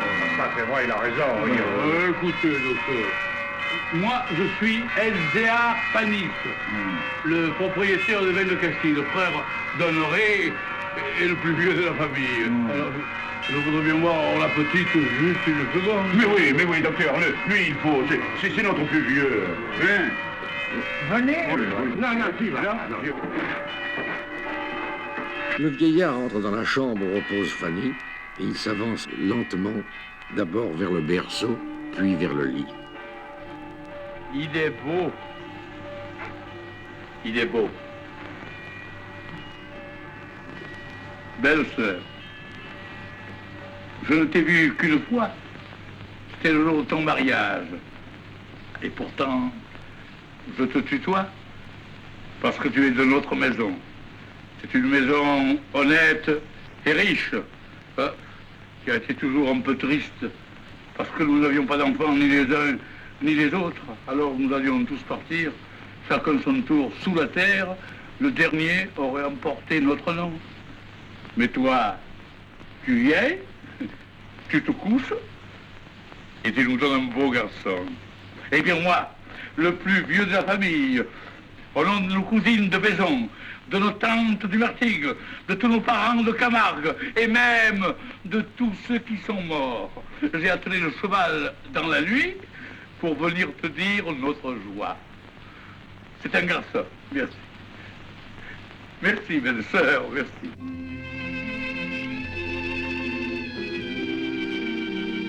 Un an plus tard, Fanny s'est installée dans sa nouvelle vie. C'est maintenant une jeune femme de la riche bourgeoisie du Vieux-Port. Elle s'est intéressée aux affaires de son mari. C'est elle qui surveille la comptabilité des ouvrières. Maître Panis est devenu très coquet et il a grandement rajeuni. Quant à César et Honorine, ils élèvent le petit garçon avec une tendresse jalouse. En ce moment, ils sont assis tous les deux sur un banc dans les jardins du Pharaon et le bébé essaie de parler dans une voiture d'enfant dont le vernis et les chromes étincellent au soleil. Allez, c'est un bon gendre, maître Panis. Oui. Il est plus bien jeune, c'est vrai. Mais il gâte tellement la petite que finalement, bien... Finalement, Oui, oui. Oui, c'est-à-dire que finalement, vous ne regrettez pas ce mariage. Eh bien non, je ne le regrette plus. Évidemment, elle aimait beaucoup votre fils. Il a préféré d'aller chez les nègres. J'ai voulu naviguer. Navigue, imbécile. Et où est-il maintenant? Oh, je ne sais pas exactement. Il y a 3 semaines, dans sa dernière lettre, il était du côté de l'Inde, là-bas. Oui, ça me fait penser que j'ai reçu hier une lettre de lui. J'ai pas encore pensé à la lire, hein. Et qu'est-ce qu'il a dit quand il a su qu'elle avait un bébé? Ah, je sais pas. Je n'y ai pas écrit. Oh. Vous avez bien fait. Et quelquefois, elle vous en parle, elle, de lui? Bon, comme ça, en passant. C'est que maintenant, elle est mariée. Oui. Et elle a un enfant de son mari. Oui, de son mari. Oh, ça a été ma plus grosse surprise. Quand elle m'a annoncé ça, j'ai été étonnée. Et moi j'étais stupéfait, alors. Qu'est-ce qui aurait dit ça de ce Fanny, ce qui est? Encore le dit, on sait rien. Mais qu'est-ce qu'il aurait cru? En tout cas, il a fait un bien bel enfant. Ah ouais, il est beau. Et quand je le regarde, je me demande s'il serait plus beau si c'était Marius qui l'avait fait. Bien sûr qu'il ne serait pas plus beau, ça on peut le dire. On peut le dire surtout quand il n'y a personne.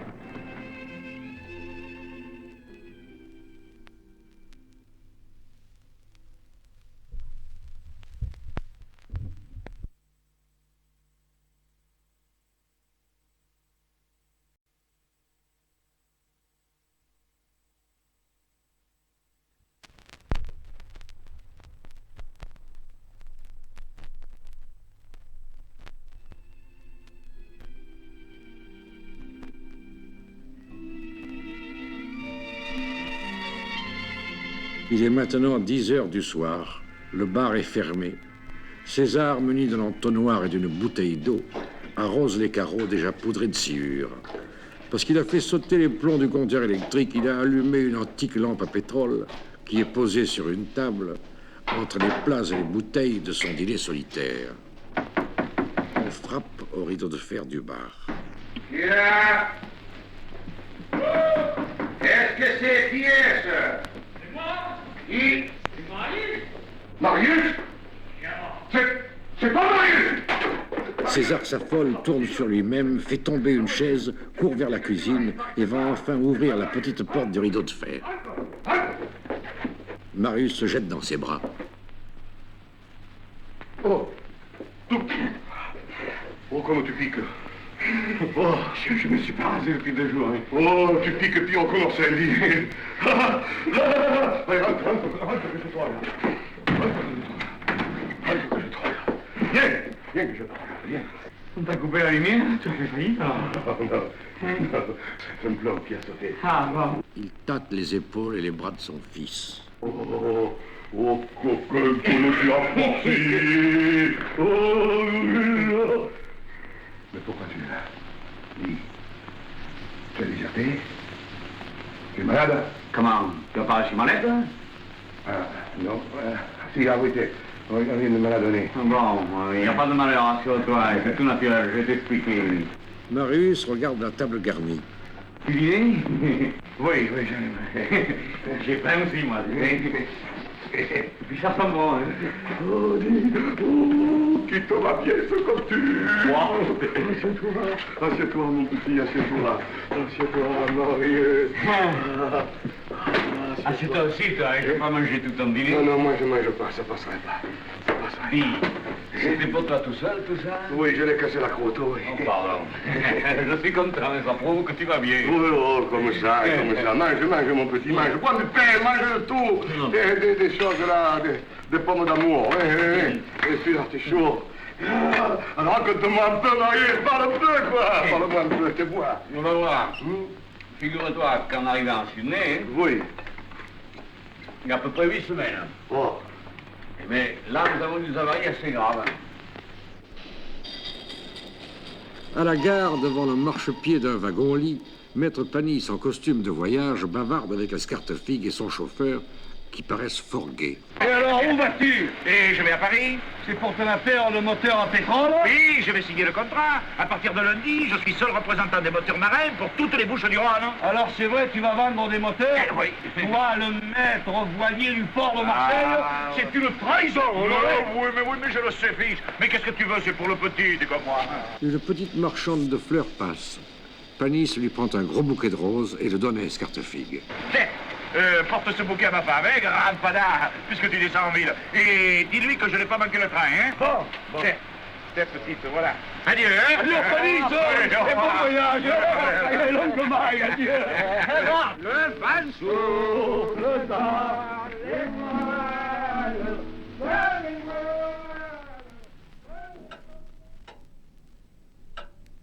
Fanny, devant un bureau d'acajou près de la fenêtre d'une riche salle à manger provençale, revoit sa comptabilité. Elle porte des habillés de dentelle blanche. Un léger coup de sifflet modulé retentit derrière les volets fermés. Elle est soudain très émue. Elle se lève, va à la fenêtre et se penche pour écouter. Qu'est-ce que c'est? N'aie pas peur, Fanny, c'est moi, c'est Marius. Elle en trouve les volets. Marius, Oui, c'est toi. je suis rentré ce soir. J'ai vu mon père, et puis j'ai eu envie de te parler. Enfin, de te dire bonsoir, hein. Marius entre d'un saut par la fenêtre. Tu es seul? Oui. Je m'étais couché, puis j'ai pas pu dormir. Alors je suis parti par la fenêtre de ma chambre. Comme autrefois, enfin. Comme quand j'étais un petit jeune homme, hein. Il y a un bon moment que je te regarde à travers les volets. Ah, tu vas bien boire un petit verre de quelque chose. Volontiers. Et ton mari, il ne boira pas avec nous? Non. Il est couché. Et tu es revenu pour toujours? En principe, je dois partir demain matin, c'est-à-dire dans 2 heures. Ton bateau est revenu? Eh non, il est à Sydney. Nous avons eu des avaries assez graves. Alors on l'a mis en cale sèche. Et puis nous avons rencontré un contre-torpilleur français qui rentrait. Alors comme il y avait des appareils océanographiques à réparer, on les a mis à bord sur le contre-torpilleur avec 3 hommes pour les convoyer. Là, tu comprends, ces appareils, ça ne peut pas se réparer n'importe où. Il faut les renvoyer à Paris, à ceux qui les ont fait. Parce que ça, c'est de la précision et c'est scientifique. Scientifique en pastis terrible, quoi. Alors moi, j'ai fait partie de la mission. Pourquoi j'ai demandé? Je me languissais. Je te languissais de revoir ton père. Oui, mon père. Et Marseille. Et tout le monde, quoi. Tout le monde. Mais si je voulais rester, je pourrais, parce que ce me serait très facile de trouver un permutant. Qu'est-ce que c'est un permutant? Eh, quelqu'un qui change sa place pour la mienne. Il y en a beaucoup qui voudraient, parce que sur la Malaisie, nous avons une solde très élevée. Et le service, c'est pas dur. Tiens, ici, je connais Chauveau. Il m'écrivait souvent. Et moi, je lui répondais. Il est à bord de l'île de Beauté, le service de la Corse. Mais il partirait tout de suite. Ça pourrait s'arranger en 8 jours. Parce que... lui, il a cette envie, tu sais. L'envie du loin. Et tu l'as plus, toi, maintenant, cette envie. Oh. Alors tu n'es pas heureux sur la mer. On est toujours heureux quand on est là où on a voulu aller. Si on disait qu'on est malheureux, ça prouverait qu'on a été bien bête, pas vrai? Je suis très heureux, au contraire. Et toi, tu es heureuse? Oui, Marius, j'ai un bon mari. Et une belle maison? Une belle maison. Une belle maison et un bel enfant? Et un bel enfant. Ton père qui te l'a dit? Oui, il vient de me le dire. Je me demande pourquoi il ne me l'a pas écrit plus tôt, hein? Qu'est-ce qu'il t'a dit encore, ton père? À propos de quoi? À propos de mon fils? Qu'est-ce que tu voulais qu'il me dise de plus? Parce que c'est ton fils, tu crois que c'est la merveille du monde et qu'on ne peut pas arrêter de parler de lui, hein? Mais bien sûr que c'est la merveille du monde. Mais il commence à marcher. Il marche presque tout seul. Déjà? Mon père m'a dit qu'il a 8 mois. Ça marche, les enfants, à 8 mois? Il a un peu plus de 8 mois. Il est très précoce. Ça m'a fait très heureuse. Alors tout est pour le mieux, pas vrai? Ça me fait plaisir de te voir si contente. Et en si bonne santé. Mais toi aussi, Marius, tu te portes bien. Moi, c'est l'air de la mer. Moi, c'est ma vie tranquille. Ta vie tranquille et ton bonheur. Allez. Au revoir, ma petite Fanny. Hein? Au revoir, Marie. On vient de Paris pour t'embarquer, tu repasseras par ici. Eh non, nous partons là-bas par un bateau anglais, l'Australie, un paquebot. C'est bien le bateau anglais, c'est propre. Ça marche. Alors, fais bien mes amitiés à ton mari, dis-lui que j'ai pas voulu la veiller, pour pas le déranger. Dans les voiles, dans les voiles. Qu'est-ce que c'est? Oh, Madame Panis, ouvrez mon amiral, il y a quelque chose pour vous. Hein. Pendant que Marius recule pour n'être pas vu, Fanny ouvre les volets. Chère Madame Panis, je t'apporte ce bouquet de fleurs de la part de ton mari.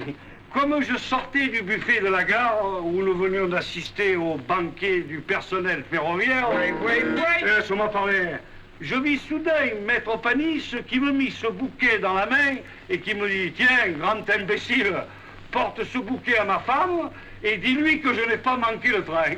Et voilà, c'est fait. Il salue largement et s'en va. Fanny referme la fenêtre.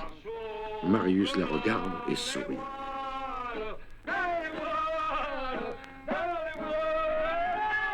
C'est vrai que ton mari est parti? Oui. Pourquoi tu m'as pas dit? Tu as peur de moi, hein? Mais non, Marius, je n'ai pas peur de toi. Va, tout ce que nous pourrions dire maintenant ne servirait à rien. Va-t'en. Ne remuons pas le passé. Il n'y a pas besoin de le remuer, va, il bouge bien assez tout seul. Pourquoi tu as épousé Panis si vite? Pourquoi mon père m'a pas écrit que tu avais un fils? Comment ça se fait que Panis, qui a jamais pu avoir d'enfant avec sa première femme, soit devenu père à plus de 50 ans? Mais je ne sais pas, Marius, va-t'en. Comment ça se fait que ce petit soit né moins de 7 mois après ton mariage? Comment sais-tu? Hé, la boîte de dragée du baptême. César Marius. La date du baptême, la date de naissance. Eh bien, oui, Marius, il est né très en avance. Mais ce sont des choses qui arrivent. Eh oui, ce sont des choses qui arrivent. Mais alors, tout à l'heure, pourquoi tu m'as dit qu'il avait 8 mois? C'est pas vrai, il en a 10. Seulement, tu voulais m'empêcher d'avoir des idées, hein? Oh, quoi tout, ça peut servir. Va-t'en, je t'en prie, va-t'en. Je sais la vérité maintenant. Cet enfant est mien. Hein? Et je suis un criminel. Pourquoi tu m'en as pas dit au lieu de me faire partir? Tu partais pour 5 ans. Pourquoi tu ne m'as pas écrit, Fanny? À cause de ma mère, j'ai tout dit à Honoré. Il m'a prise comme j'étais. Fanny. Ma petite Fanny. Pardonne-moi, je t'en supplie. Il y a longtemps que je t'ai pardonné. Parce que tu n'avais pas compris mon amour. Ni le mien. Je ne savais pas comme je t'aimais. Quand je suis parti sur la Malaisie, j'étais très heureux. Oh, je sais. J'ai lu tes premières lettres. Je ne pensais pas souvent à toi. Pour moi, c'était une chose réglée, finie. Et puis, petit à petit, ça m'a commencé. Ça me prenait surtout le soir dans mon hamac. Je pensais à toi. Tais-toi, Marius. Alors, j'ai commencé à croire que j'avais fait une bêtise. Seulement, je me disais, oh, c'est un petit instant d'amour. Ça va te passer. Et puis non. Ça ne s'est pas passé. Au contraire. À mesure que nous entrions dans les mers du Sud, ça devenait de plus en plus pire. Dès que je fermais les yeux, ça me reprenait. Je te voyais derrière tes coquillages, sous ton grand chapeau de paille. Je te voyais marcher le long des quais. J'entendais claquer tes petits sabots. Je sentais l'odeur de tes joues. Tais-toi, Marius. Ce n'est pas bien, il ne faut pas. Puisque c'est trop tard maintenant, ne dis plus rien. Et puis un jour, en face de Caroline, il m'est arrivé une chose terrible. Je n'ai pas pu penser à toi. J'avais oublié ta figure. Je me prenais la tête dans les mains, je fermais mes yeux de toutes mes forces. Je voyais du noir. J'étais perdu. Alors, j'ai écrit à mon père pour qu'il m'envoie vite une photographie de toi. Et puis en arrivant à Tahiti, j'ai trouvé le courrier de France. Mon père m'en a envoyé une de photographie. C'était celle de Thanos. Tu étais mariée depuis 1 mois. Alors, comme je ne savais pas pourquoi, j'ai pleuré. Moi aussi, Marie. J'ai pleuré. Il prend Fanny dans ses bras. Fanny, si je suis revenu, c'est pour te voir. Je pensais que peut-être tu n'aimais pas Fanny, que peut-être tu m'aimais encore. Et maintenant, je vois que j'avais raison. Tu m'aimes toujours, Fanny. Non. Fanny, laisse-moi t'embrasser. Laisse-moi t'embrasser. Il y a 2 ans que j'en ai... Non, Marie, c'est mal.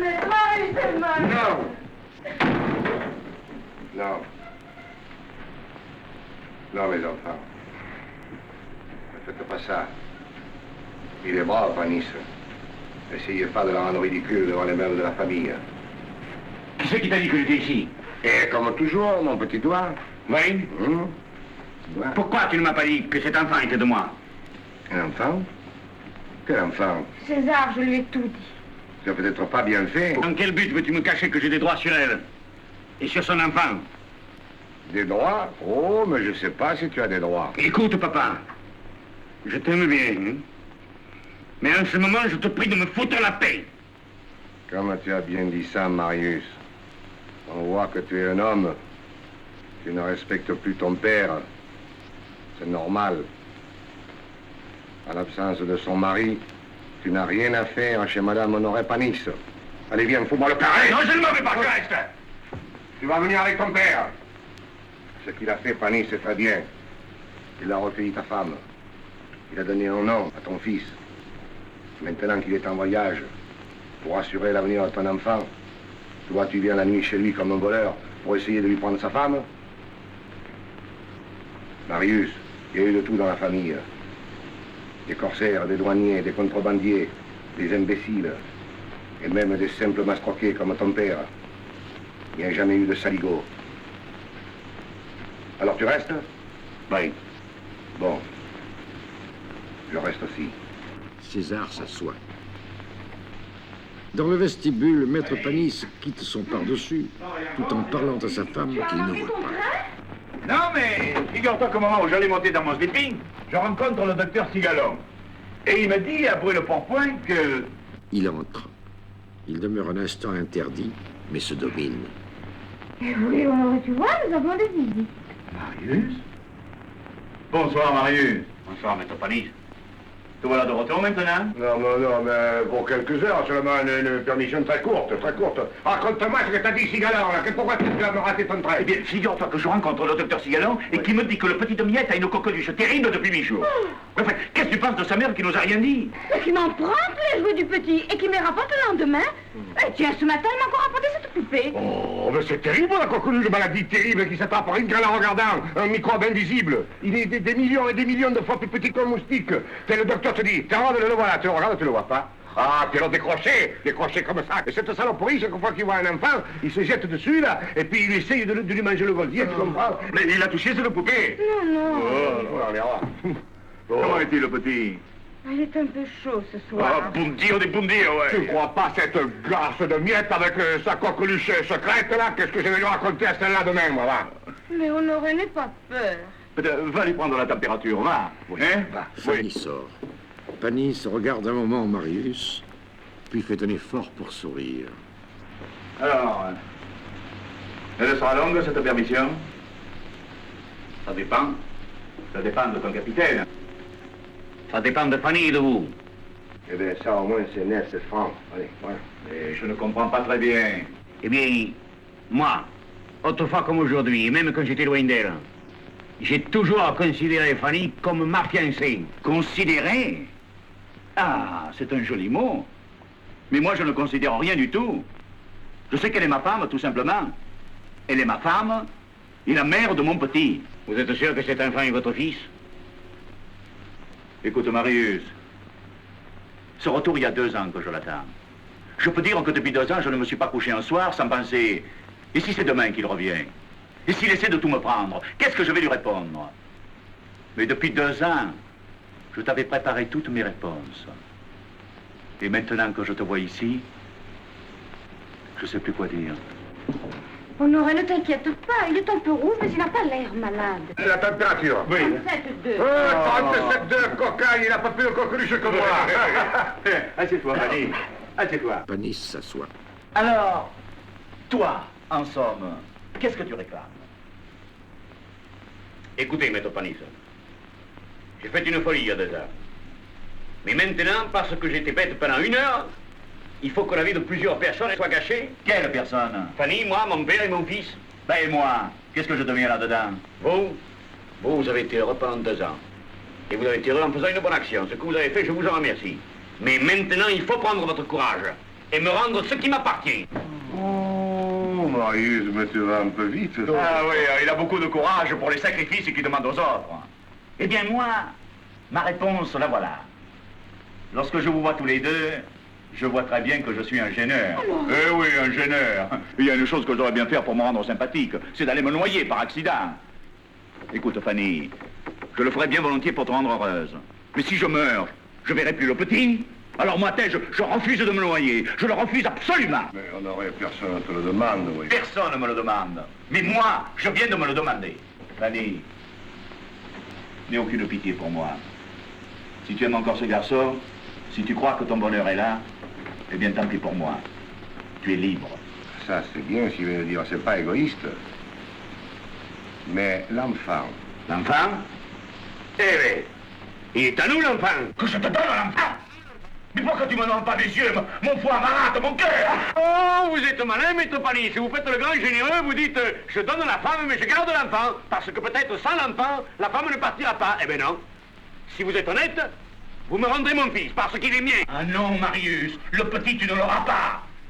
Peut-être que tu seras plus fort que moi pour parler à sa mère. Si tu restes ici, peut-être qu'elle-même un jour viendra me le demander. Eh bien, ne fais pas ça, Marius. N'essaie pas de me le prendre. Tu es jeune, toi. Si tu veux des petits, tu en auras d'autres. Mais le mien, laisse-le moi. C'est mon seul, mon unique. C'est mon premier et mon dernier. Mais Honoré, qui peut te le prendre? Tu me connais si peu? Et encore si c'était un enfant ordinaire comme ceux qu'on voit dans les jardins publics. Mais justement, celui-là, c'est la merveille du monde. Oui.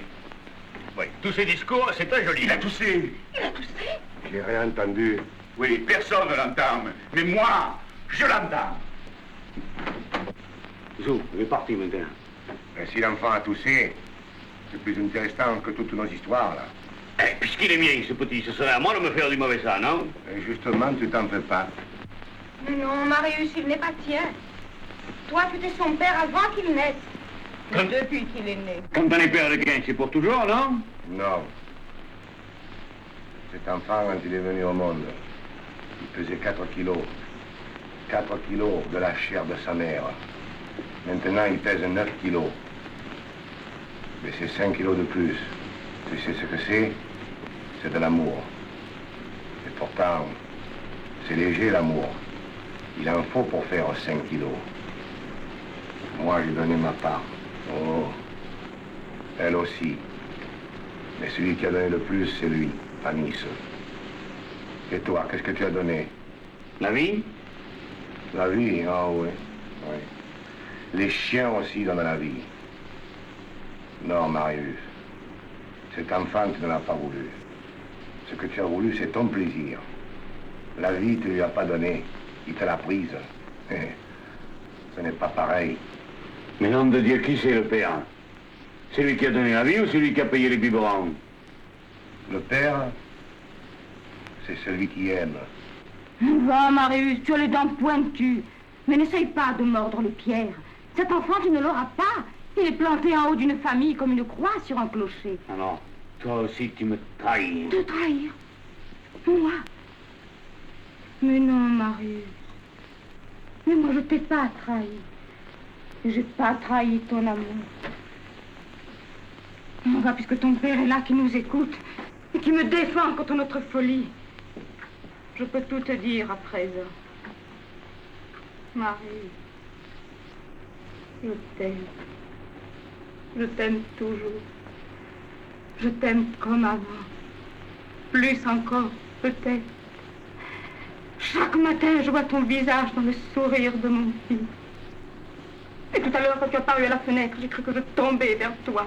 Mes jambes ne me portaient plus. Et si tu m'avais prise par la main sans dire un seul mot, je serais partie. Partie. Je t'aurais suivi n'importe où. Mais après, et mon fils, Marius. Il est à nous, tu n'as qu'à le prendre. J'ai pas le droit. Ni devant la loi, ni devant le bon Dieu. Panis m'a sauvée quand j'étais une pauvre fille. Il m'a donné son nom. Il m'a rendu le respect que j'avais perdu. Mais la nuit où le petit est né, il m'a tendu la main. J'enfonçais mes ongles. Et lui, il me disait, mords-moi, griffe-moi. Plus tu me feras du mal et plus le petit il sera mien. Et toute la nuit, sans le vouloir, j'ai enfoncé mes ongles. Il en garde encore les mains. Ces mains, c'est lui qui les a, Marius. C'est pas toi. Va-t'en. Va-t'en. Va-t'en sur la mer, c'est là où tu as voulu aller. Mais laisse-moi ici avec notre enfant. Oh, pourtant, Marius,